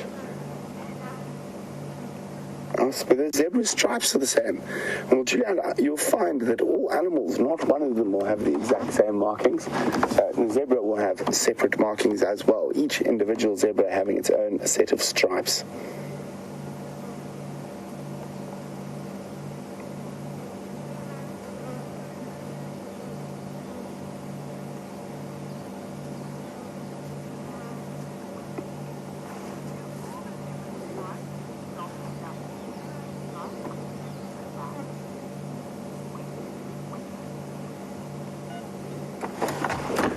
Forward and have a look at the other zebras.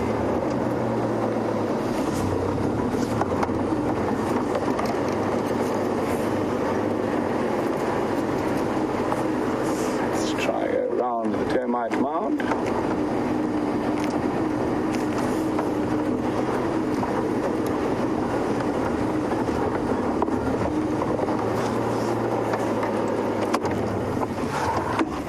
And you can see each of them's got a very unique, this one particularly, now she's turned away a bit, but on her right hand side, and even on her left, on her shoulder, she's got quite a unique set of stripes.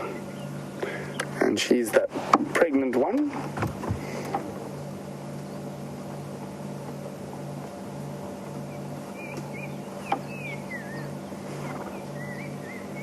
can hear that sounds very much like a horse, although they're far more closely related to donkeys than horses.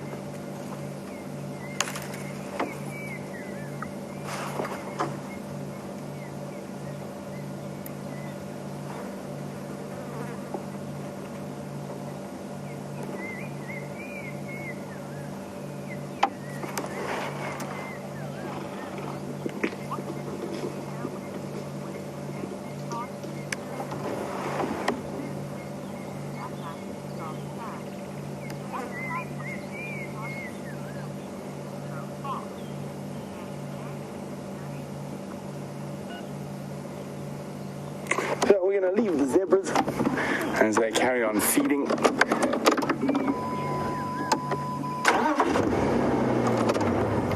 I'm sorry, guys. I just heard something on the radio. Oh, so Tingana, the male leopard, has been found, but unfortunately not in our Travis area. James Bear would like to know what invasive plant species do we get in the Sabi Sands and what is done to control them. There's numerous different programs. The most difficult and most common in our area up here, and the most difficult to control, is a flower that was brought around as a garden flower, and we'll start seeing it on quarantine quite soon. It's called the red star zenna, and it's near impossible to control. The other thing that occasionally we found in this area is prickly pears. Those can be removed, and the Sabi Sands has a team that do deal with invasives. And also along the river areas you get some sennas and the occasional bougainvillea, but invasive plant species aren't really a big problem around here. Oh, hello.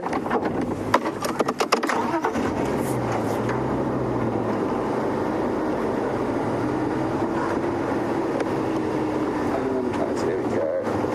Nice little waterbuck.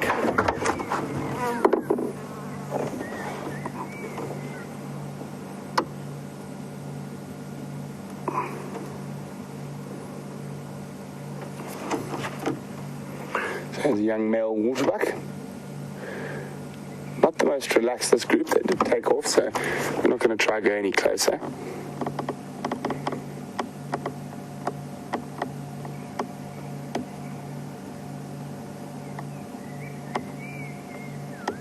Probably moving through to an open area before it gets dark. They prefer to rest up in open areas where they've got a better chance of seeing potential predators come their way.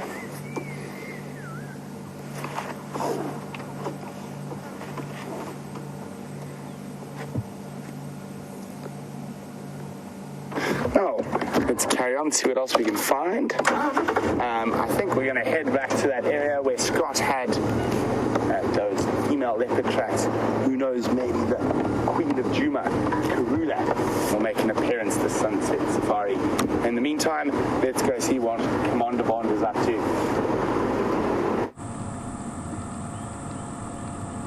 Right, so he eventually did move. He's in a different position from where he was, but he moved and came to lie precisely 3 meters or 3 feet behind us, and it was impossible for us to go forwards, because we're stuck on the edge of a ravine, and so we just had to sit and wait for him to move to where he is now, and he's now sitting about 30 feet from us, very happy and relaxed. And it may look like he's lying on a slope, but he isn't. It's because we can't actually shift the camera correctly because I've parked the car at such an angle. Just magnificent to be spending this kind of time with a creature like this, who we don't often see anymore because he is a nomadic male, unterritorial. And I will tweet or Instagram a picture of how close he was to us. It will be astonishing. I mean, this was taken with a cell phone.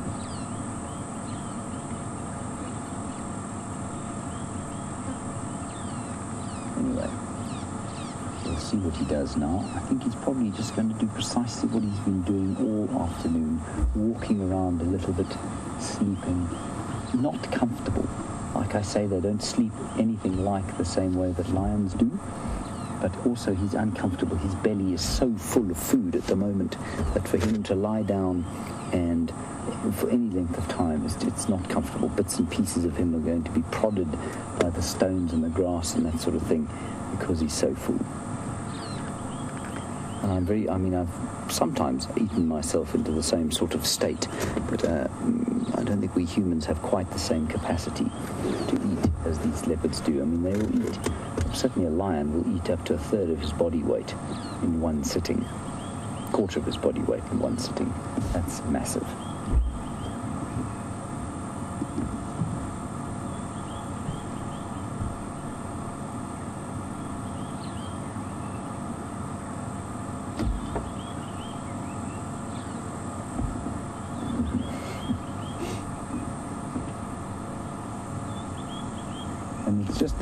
This kind of time spent, and I know Scott's been with him for probably 6 hours now. We will have been with him for just about 3 hours by the end of drive. I don't think we're going to go anywhere now. It's this kind of time spent watching and waiting to see what they're going to do that you really learn the little gems that you don't read in the textbooks.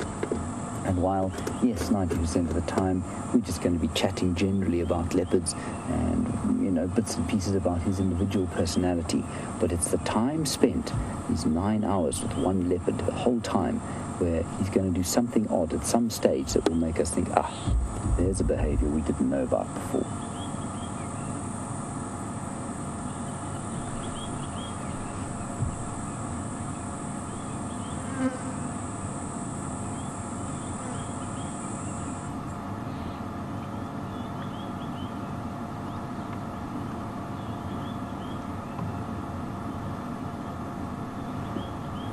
Ashley, I feel like I used to know the answer to this question, but I'm going to have a go at it now. But if anybody out there wishes to contradict me in any way, please feel free, because I might be talking absolute nonsense.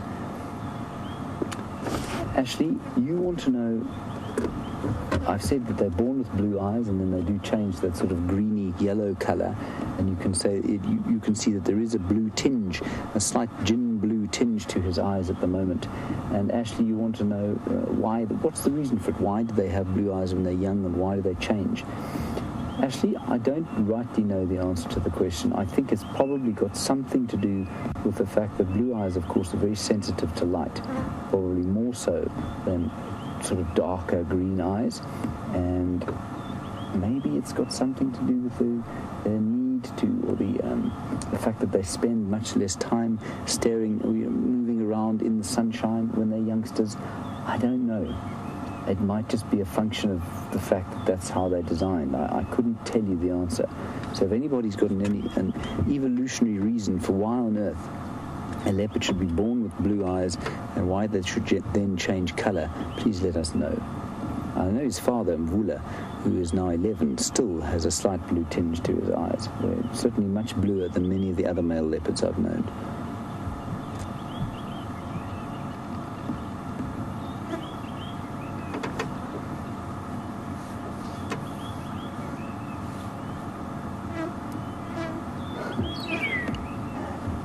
Rumay, you've asked me a question that's going to get me into trouble now. Rumay, you want it in San Diego, where I have yet to go, but I always thought it sounds like a lovely place to visit. Rumay, you want to know if I think Quarantine looks like his father, Mvula. Now, of course, this is to me, these leopards kind of look similar to each other. I mean, if you were to put him next to Mvula and Tingana, would I be able to say that he was unquestionably Mvula's son rather than Tingana's? I would be reticent to make that connection, I must say. That said, if we saw a photograph of all three of them together, or from the same angle, maybe we could find resemblances. So, Rumay, my answer would be no. I wouldn't see him on sight, having seen Mvula, and say, look at that, he's definitely Mvula's son. Now, the chance, of course, is that he isn't Mvula's son, and that is going to open up a can of worms. And I know that this can has been opened a few times before, but like we have said, We don't know if leopards show multi-paternity or not. So, if litters always have the same father, there are certainly a number of animals where the litters can have multiple fathers. And what this does is prevent infanticide because nobody knows who's related to who. And certainly the two characteristics of the two sons here, Quarantine and Gonuma, would suggest that, they're so different. One of them is chilled. This chap, Quarantine, is very, very relaxed around vehicles, always has been. Gonuma, not nearly as much. The two characteristics indicate that maybe they don't have the same fathers, but maybe that's got nothing to do with it at all. They might, it's entirely possible that they're Tingana's offspring and that Karula mated with Mvula and Tingana and, just gave birth in Mvula's territory, and he thinks that they're his. So, I don't know. I would say that they probably are Mvulas. Would I be able to say that if I saw them next to each other? I don't think I would, Reme. But I tell you what, lots of you have been watching these leopard for, just over a year now, and you probably have a better idea of, what are the similar characteristics.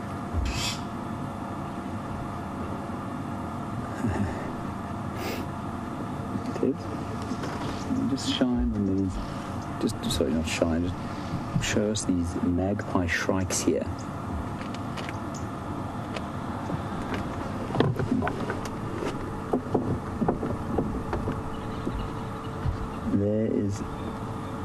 There's a magpie shrike, and they've just spotted this leopard. That's what the little quack was. It's a little alarm call, and I think they're probably going to fly off and come and sit above him and make a big noise. They've flown off into the knobthorn just above him there. Now, Doug, the last time I saw Mvula, you're absolutely correct. I said that I thought he was losing muscle mass, and you want to know, do I think that perhaps he's allowing Q or Quarantine to stay in this area because he's losing the ability to hunt? And Doug, no, I don't think so at all.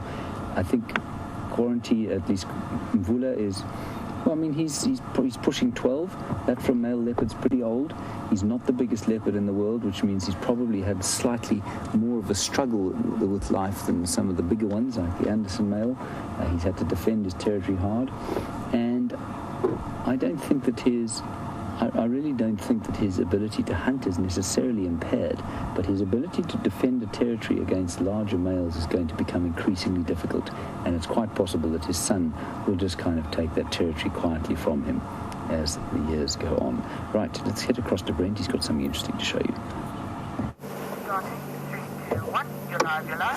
So, just quickly, we're going to show you a lovely little spur fowl called a Swanson spur fowl, not one we see as commonly as the others, the Natal encrested, and off he goes.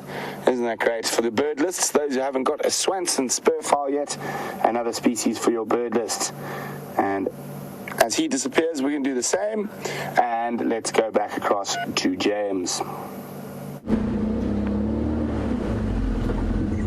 Moving a little bit back so that we can get his face out of the way of that redwood tree.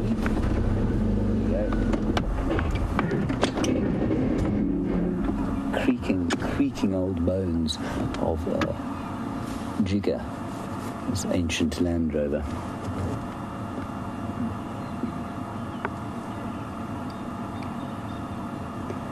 He's very, very relaxed now.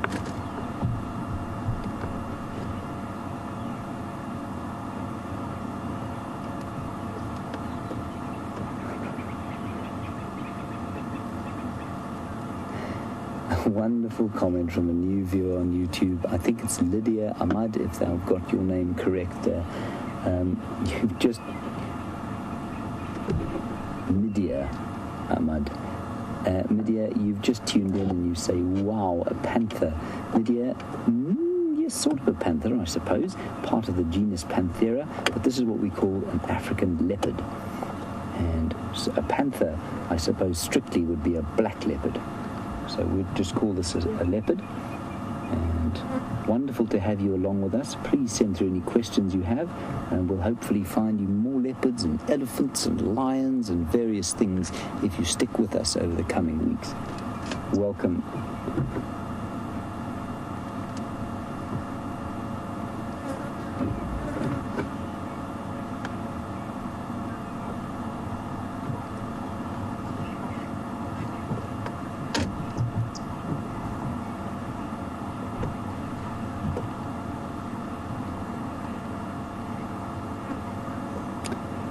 Now, Rebecca in Santa Barbara, you would like to know if I would mind describing the area around us and perhaps some of the things that we're hearing and the atmosphere.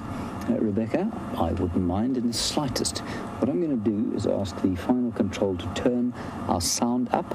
We'll get Tebs to just zoom right out, and then we'll just have a listen for a while, and then I'll tell you what I can hear.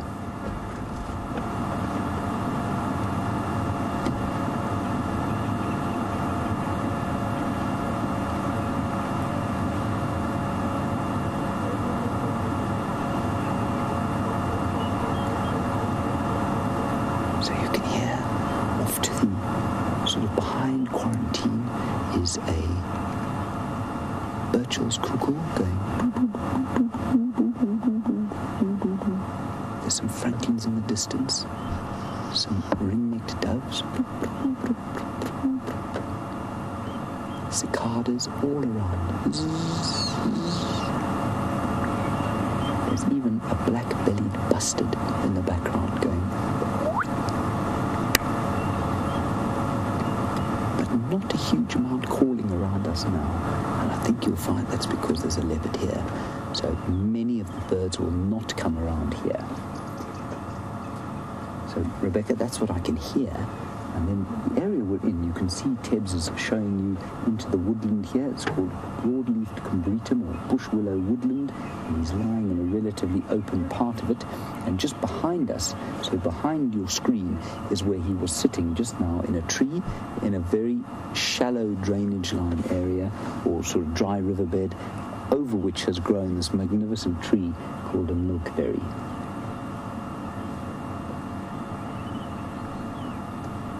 So that's basically where he is, and we are at the southeastern corner, basically, of Djuma. And that's what the atmosphere is like. It's now cooling beautifully. I'd say the temperature's dropped about 4 degrees, which is wonderful. The sun is no longer baking us here.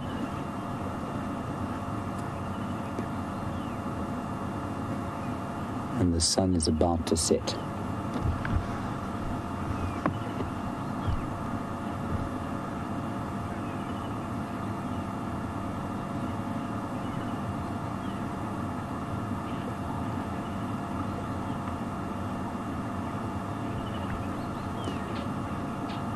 I'm just trying to find out if anybody wants to come to this sighting on the Game Drive channel, and then I will answer the next question, which I'm going to have to get again.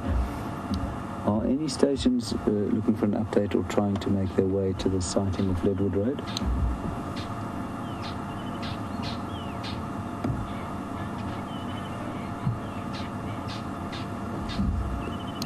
You're all welcome to pull in. You should get a view. So, everybody, just a quick one for those of you who are new viewers, and it's so wonderful to have new viewers. We are in constant radio contact with a number of game drives around the area that use this area, and so every so often you can't hear them, but they talk into my ear, sometimes too much and sometimes not at all. And so I just wanted to get an update and find out if anybody wanted to come and see this leopard, because it's really a case of I'll scratch your back if you scratch mine. It's important that we cooperate out here. Without teamwork, we'd find not nearly the number of animals that we do manage to bring to you and the guests, the various tourism lodges around the place here. Get to view and then take home special memories and photographs of them. Right, let's get that last question again.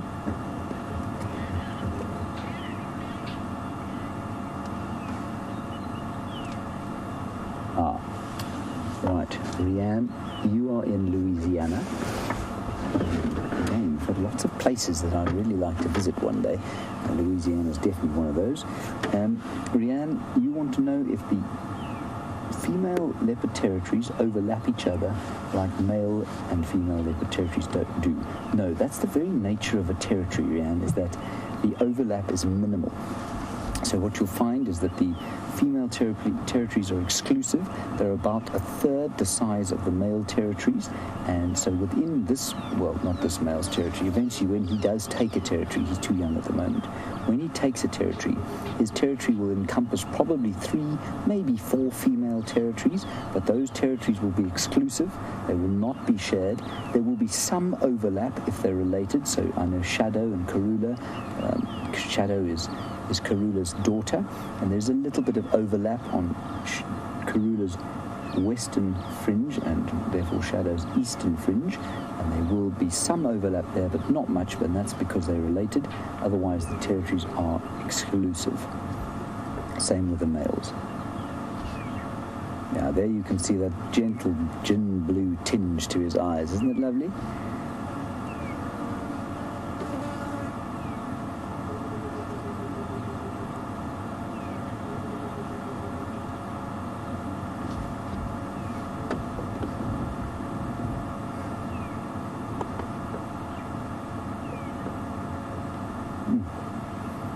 Like I say, the temperature is now starting to drop nicely.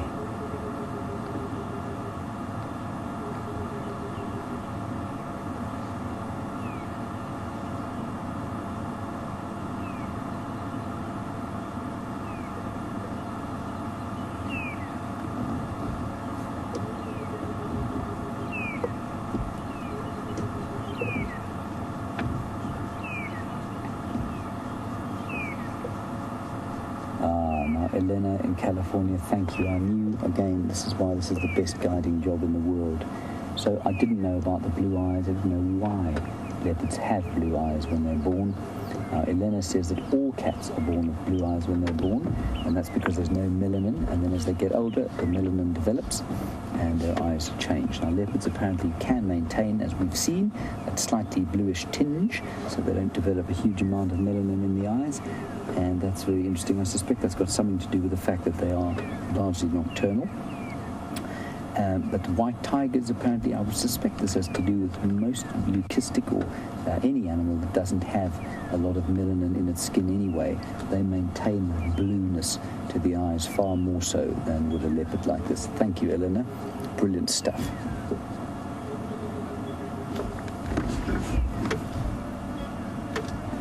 The sun is just setting now. You can see that the golden light is disappearing.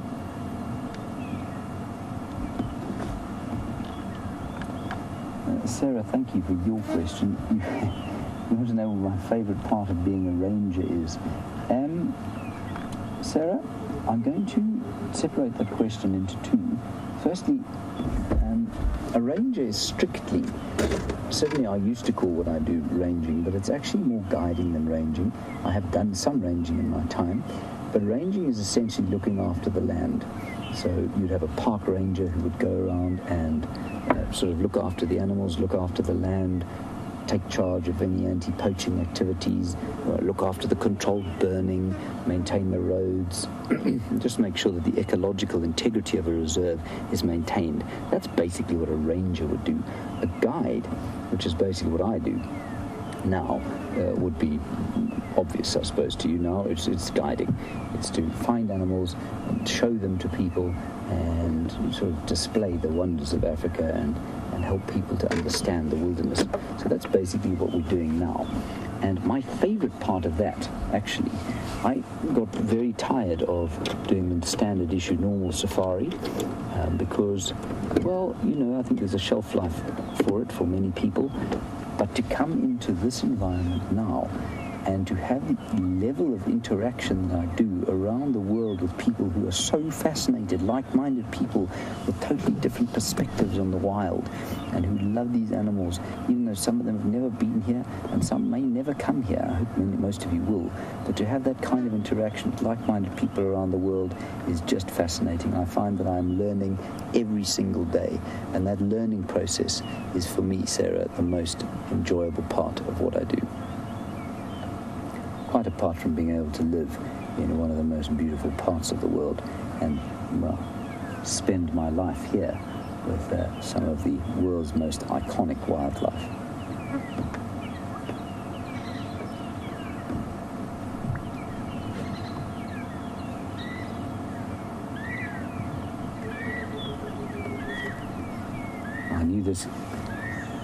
knew this question was going to come.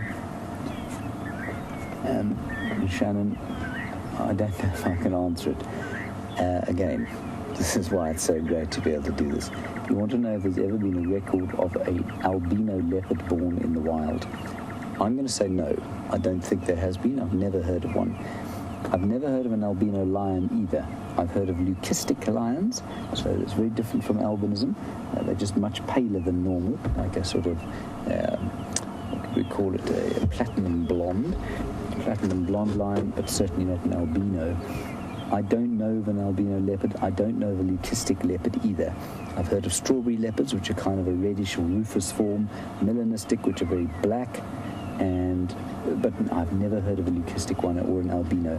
Now, the thing about being born albino out here, Shannon, is that you would very quickly melt in the sun. The sun is very harsh, and if you had no melanin, it would be very difficult to survive. Likewise, if you were leucistic and you were a leopard, I think you'd also struggle to hunt. Now, while the white lions don't seem to struggle to hunt, I think it's also largely because they live in a pride, and lions are also exceptional scavengers, much more so than leopards are. And so I think you'll find that's why that kind of that white gene, that leucistic gene, has not bred itself out of the population of lions, but I suspect it has out of the leopards. That's my answer. Shannon, I might be wrong though, so if anybody has a record or can find a record of an albino or leucistic leopard, I'd be fascinated.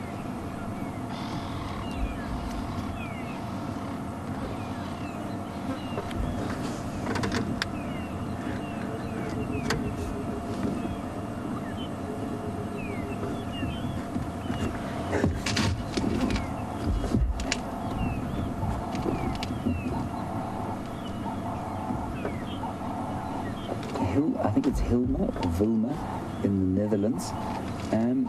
You say, thank you for telling me about the leopards. Vilma, it's my pleasure. Thank you for watching and thank you for listening to me. Hilma, it's with an H. Hilma, you want to know about the flies as he bites them there, and you say it seems to you that those flies bug the lions far less than they do the leopards. Hilma, I'm not sure that that's true. I suppose, looking at him now, it's possible. I think it's probably quite situational, though. You know, he's sitting, it's very hot today.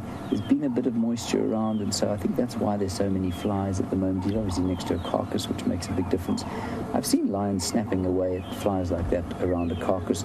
They also do seem to sleep more soundly, Hilma, so I think that's probably why it looks like they're not quite as affected as the lions are. Great question, thank you. He spotted something there. I think it's making him too alarmed, but he's definitely spotted something.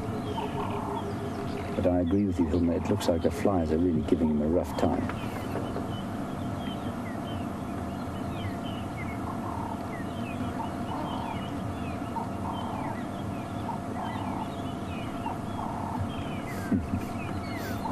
I wonder what he spotted. I'm just going to look at the other side.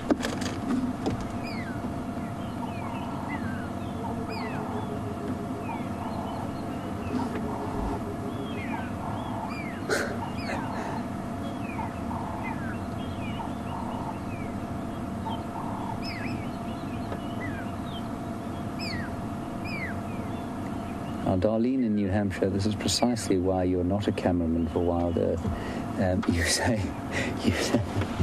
say that they have to have tremendous trust in the cameramen do, tremendous trust in the drivers. Well, thank you for calling me a driver. I thought I was a bit more than a driver, but yes, I take your point. And you're absolutely right, they do. And it is a responsibility that we bear that, yes, we get very close to animals. You've seen Brent with that elephant yesterday. You've seen us so close to this leopard today. And the cameramen do have to put their faith in us. And they generally don't seem to mind too much. I'm looking at Tibbs now, and he's not meeting my eye. So sometimes, obviously, it obviously is a little bit scary. But Darlene, yes, you say you'd like to be behind the wheel. You can't be behind the wheel and run the camera, unfortunately. So maybe, Darlene, if you ever join us at WildEarth, you should become a presenter rather than a cameraman, and then you can be in charge. Yilla. I'm just telling Scott where the leopard is. He's just arrived. He's on the tracking team, and this is another thing that is great about the team with which we work. Scott could be flat on his back, sort of lying by the pool, throwing back a cold one as the sun's gone down, but because we all love being out here so much, and he's come out to see this leopard, and he's spent almost 10 hours with this leopard so far, but here he is again.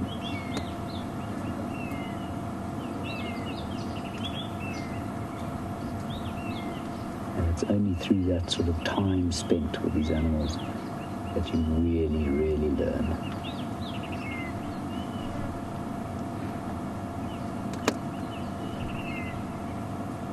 So you can see again the sun has definitely set. There is no more sort of golden light flowing across us. And so let's head across to Brent before it gets too dark. We've only got about 25 minutes left of the drive. Let's see what he's got to tell you. I'll sit here until the end of the drive and we'll keep you posted.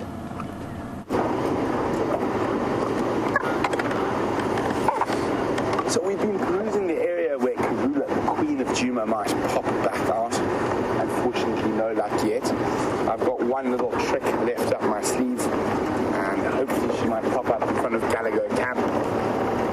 So we're going to go have a look in that area now.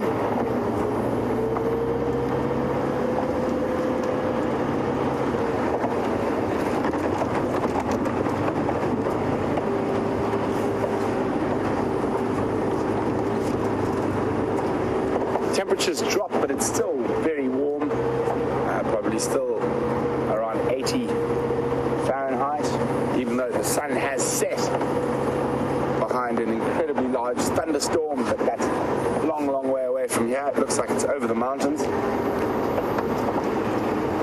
Well, while we're here, let's have a quick look at the Philemon's dip hyena den.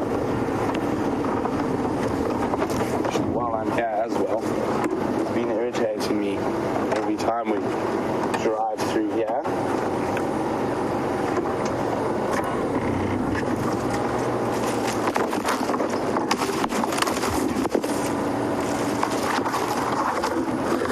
You okay there, dear?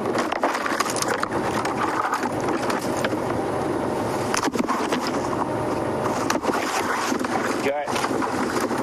Always amazes me how people drive down certain roads every day and get hit in the face by branches and don't do anything about them.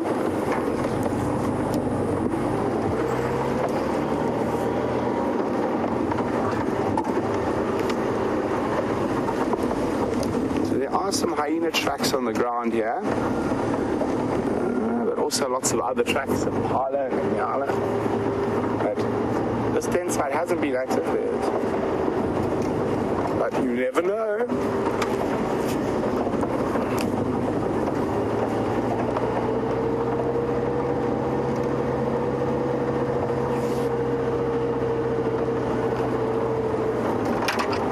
So we're coming up on the den now.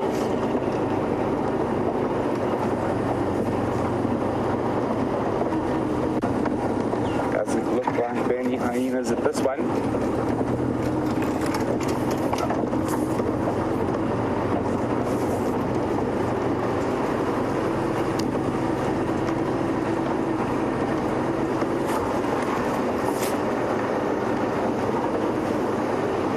Such luck. No one's at home. Oh, no. Let's continue on.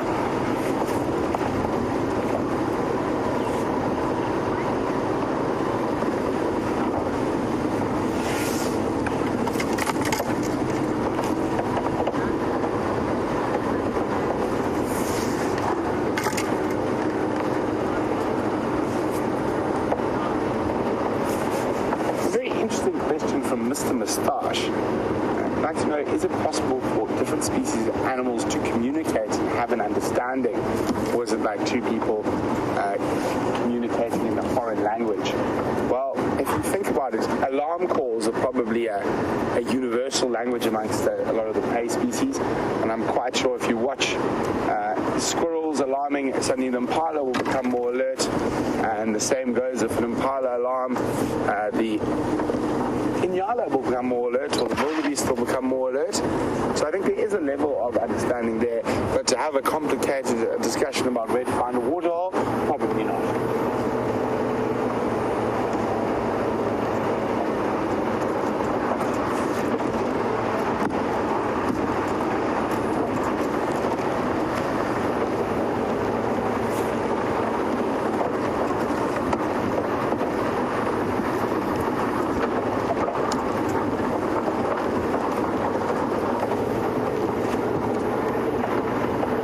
Favorite time of the day.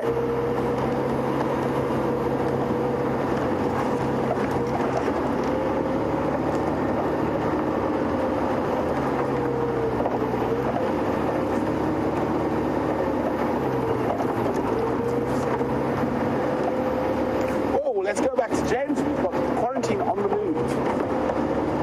Where is he?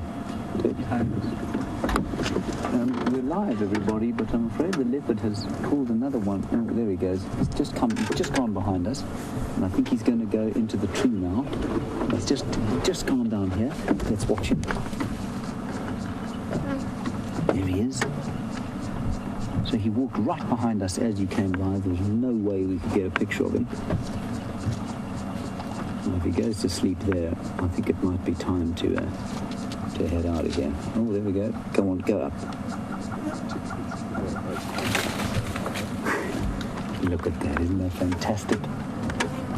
Oh, that's just great. What he's doing in that branch, he may have stashed something else up there.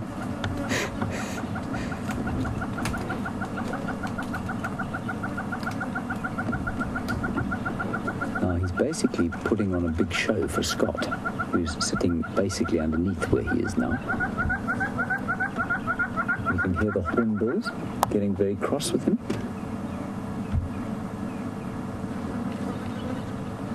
I'm just going to sit here until he settles before moving, because if he does go back to the kill, this is going to be the best position to be in.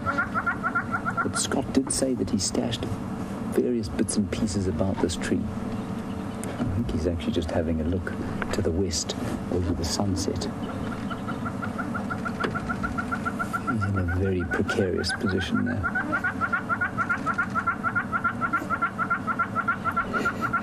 There's a red-billed hornbill going crazy.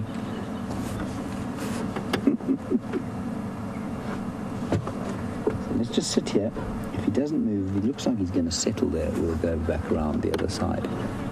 But I suspect he won't sit there for too long.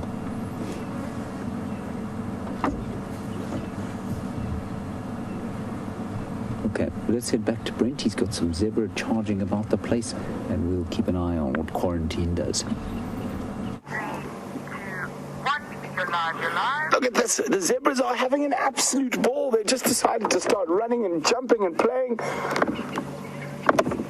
And see all that dust they've caused.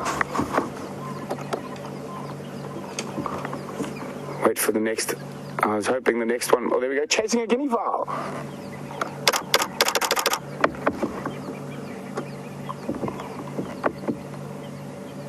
I'm wondering if they're going to run back to the rest of the herd at high speed. Oh, the young one's rearing. There we go. A little bit of playfulness there. Ooh, a bit of biting as well. The one on the right has definitely got hold of the one on the left. Not letting go. Oh, there we go. Oh, it's a good bite. Oh, there we go. Look at that. Let's try and get a bit closer. Sometimes these fights can turn incredibly brutal.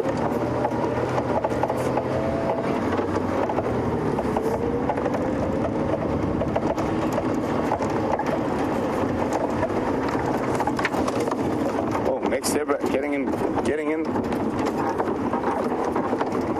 You're not going to believe this, but you can actually smell the air is full of methane. Zebras, being high in gut fermenters, are very flatulent animals, and all that running has caused a great expulsion of gas.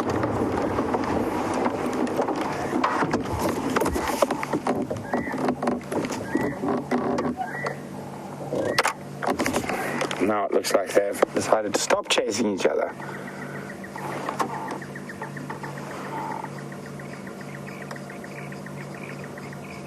That one was very funny, chasing guinea fowl.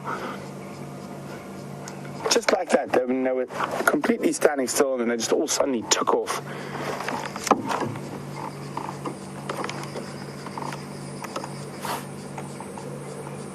No more biting, no more chasing. At this time of the day, quite a few different animal species do sort of have those silly 5 minutes.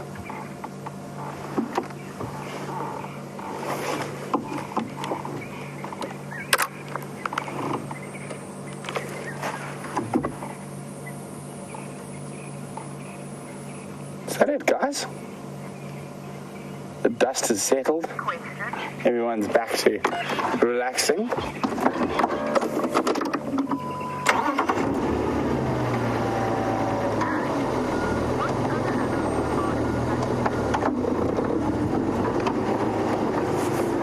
There was another herd down there. I wonder if they're still chasing each other.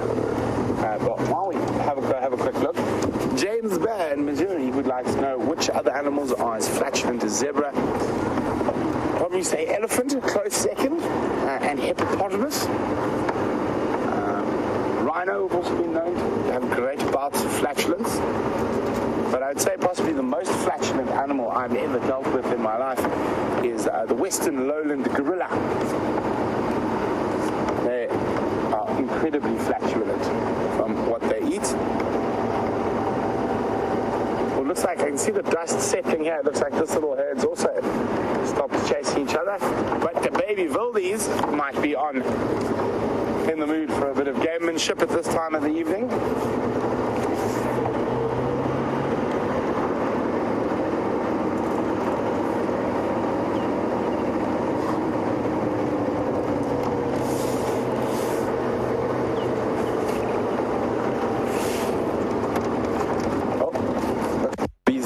They might run again. A little bit of jogging there.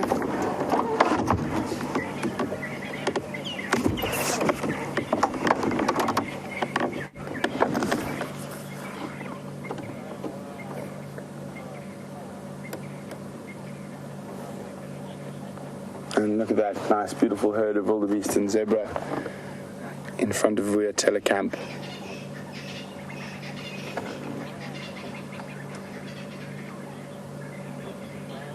And some impala off to the right.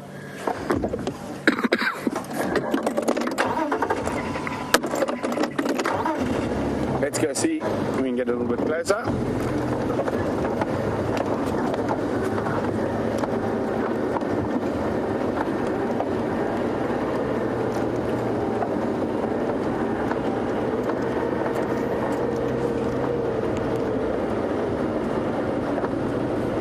Look at this. I'm hoping at this time of the evening the baby wildies sometimes have a good run around and play session.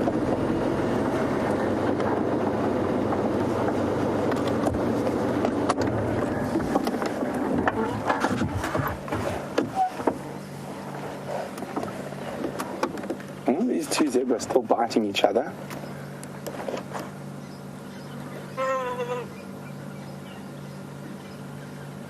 Here, the baby wildy there got a bit of a fright. A panicked call for mother who came rushing.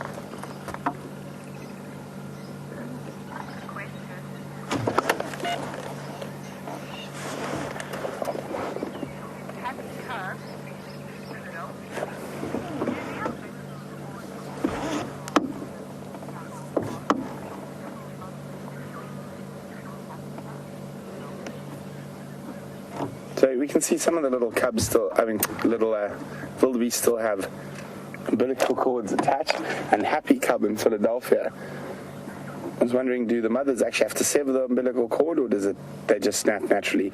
It just snaps naturally.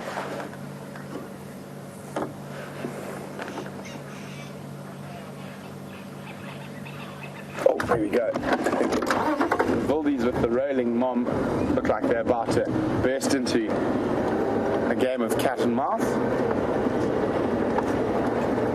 Mom's having a good roll.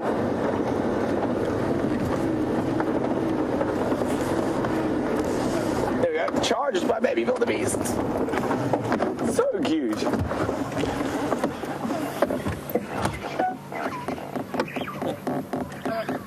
Off they go. No one wants to play with them this evening. Quite often when they start, they can get the adults going as well.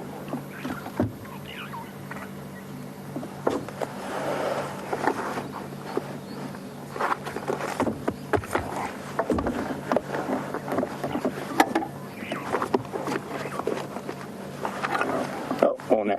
Oh, jump over.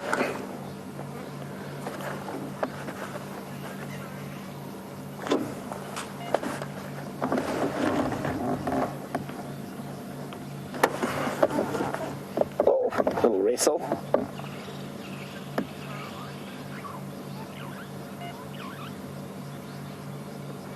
Very, very cute. So this looks like a really good spot for the wildies to spend the night. A bit more open, so less chance of predators being able to sneak up on them. Oh, there we go. Oh, there we go. High speed. I even had a bit of a wheel spin there.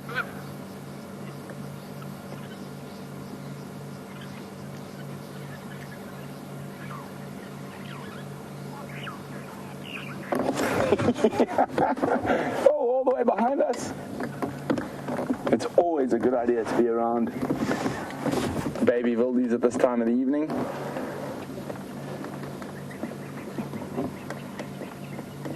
Looks like he almost did a perfect pirouette. For those of you who know anything about dressage. Oh, right behind us. Being charged on this side. VM is getting a serious workout. They scamper about.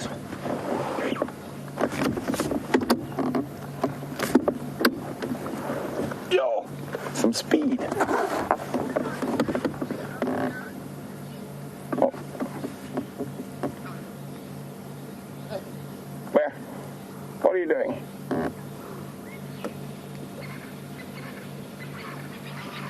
Now you see that. Have a little dust bath.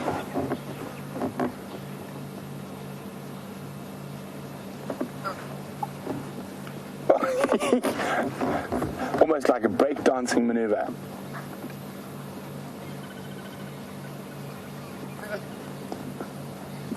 Oh, they're nearly going to run into the car.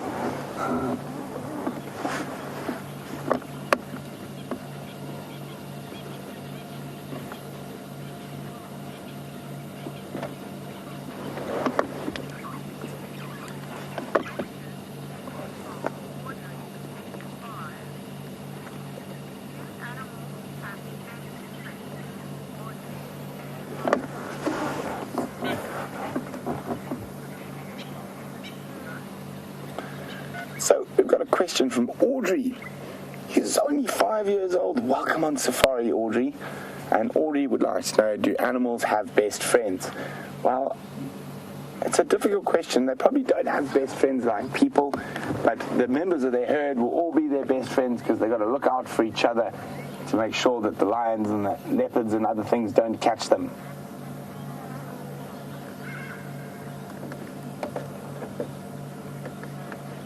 So, as these little baby wildies and the adults are going to start bedding down in this open area, we're going to go back across to James for the last few minutes of drive. It's been great having you with us on Wendy, and we'll see you on the Sunrise Safari bright and early tomorrow morning. There is a tree, everybody, and within the tree, of course, is a Pantheropardus, this magnificent male leopard that is quarantined. And there he is. That's not his most graceful pose, of course. He's a sort of bright canine sticking out over his lip. But he's, he can be forgiven. He's been magnificent to us the whole afternoon. And he's climbed into the tree. I'm not really sure why, because he's not a particularly comfortable spot. But maybe he's just a little bit tired and he thought he'd pass out if he was on the ground any longer. And obviously he's completely safe sitting up in the tree where he is now. Although you can't really see it from where you are there, he's kind of got his neck in a fairly awkward position. It doesn't look comfortable at all. And the next time you think that a leopard is a predominantly arboreal species, do yourself a favor and go and climb a tree somewhere with don't do yourself an injury, but go and climb a tree and try and lie down on the branch of that tree and see how comfortable it is. It's really not very pleasant.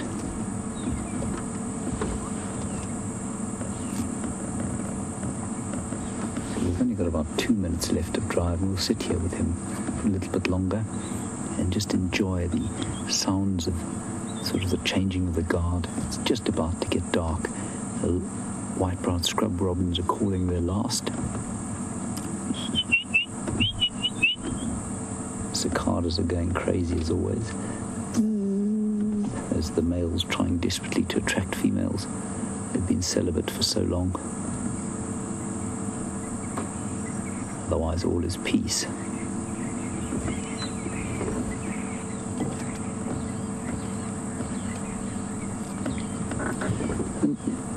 We can see him sort of trying to rest, and he's been dozing a little bit while he's been on the ground. And Mike and Montani, you want to know when he'll get some sleep. Mike, he'll sleep whenever he can. He'll doze. They don't sleep quite as soundly as lions, as I've said, but he will doze throughout the day. And because he's got food here, I suspect he will doze throughout the night as well. He'll feed and snooze a bit, and feed and snooze a bit.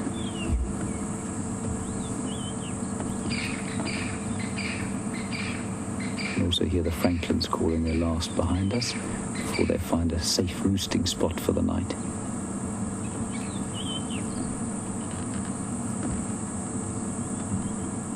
Just a perfect summer's evening here as we head towards the summer solstice.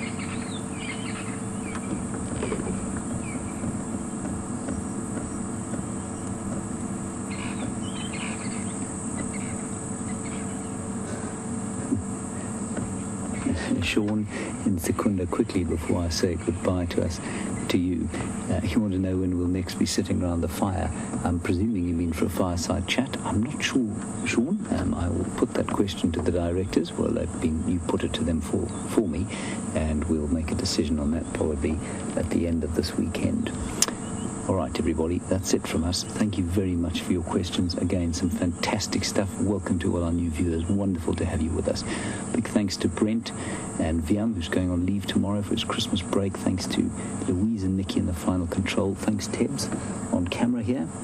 And thanks, Scott, for your efforts on the tracking. We'll see you tomorrow for the Sunrise Safari. Stay safe and happy wherever you are in the world. Bye-bye, and see you then.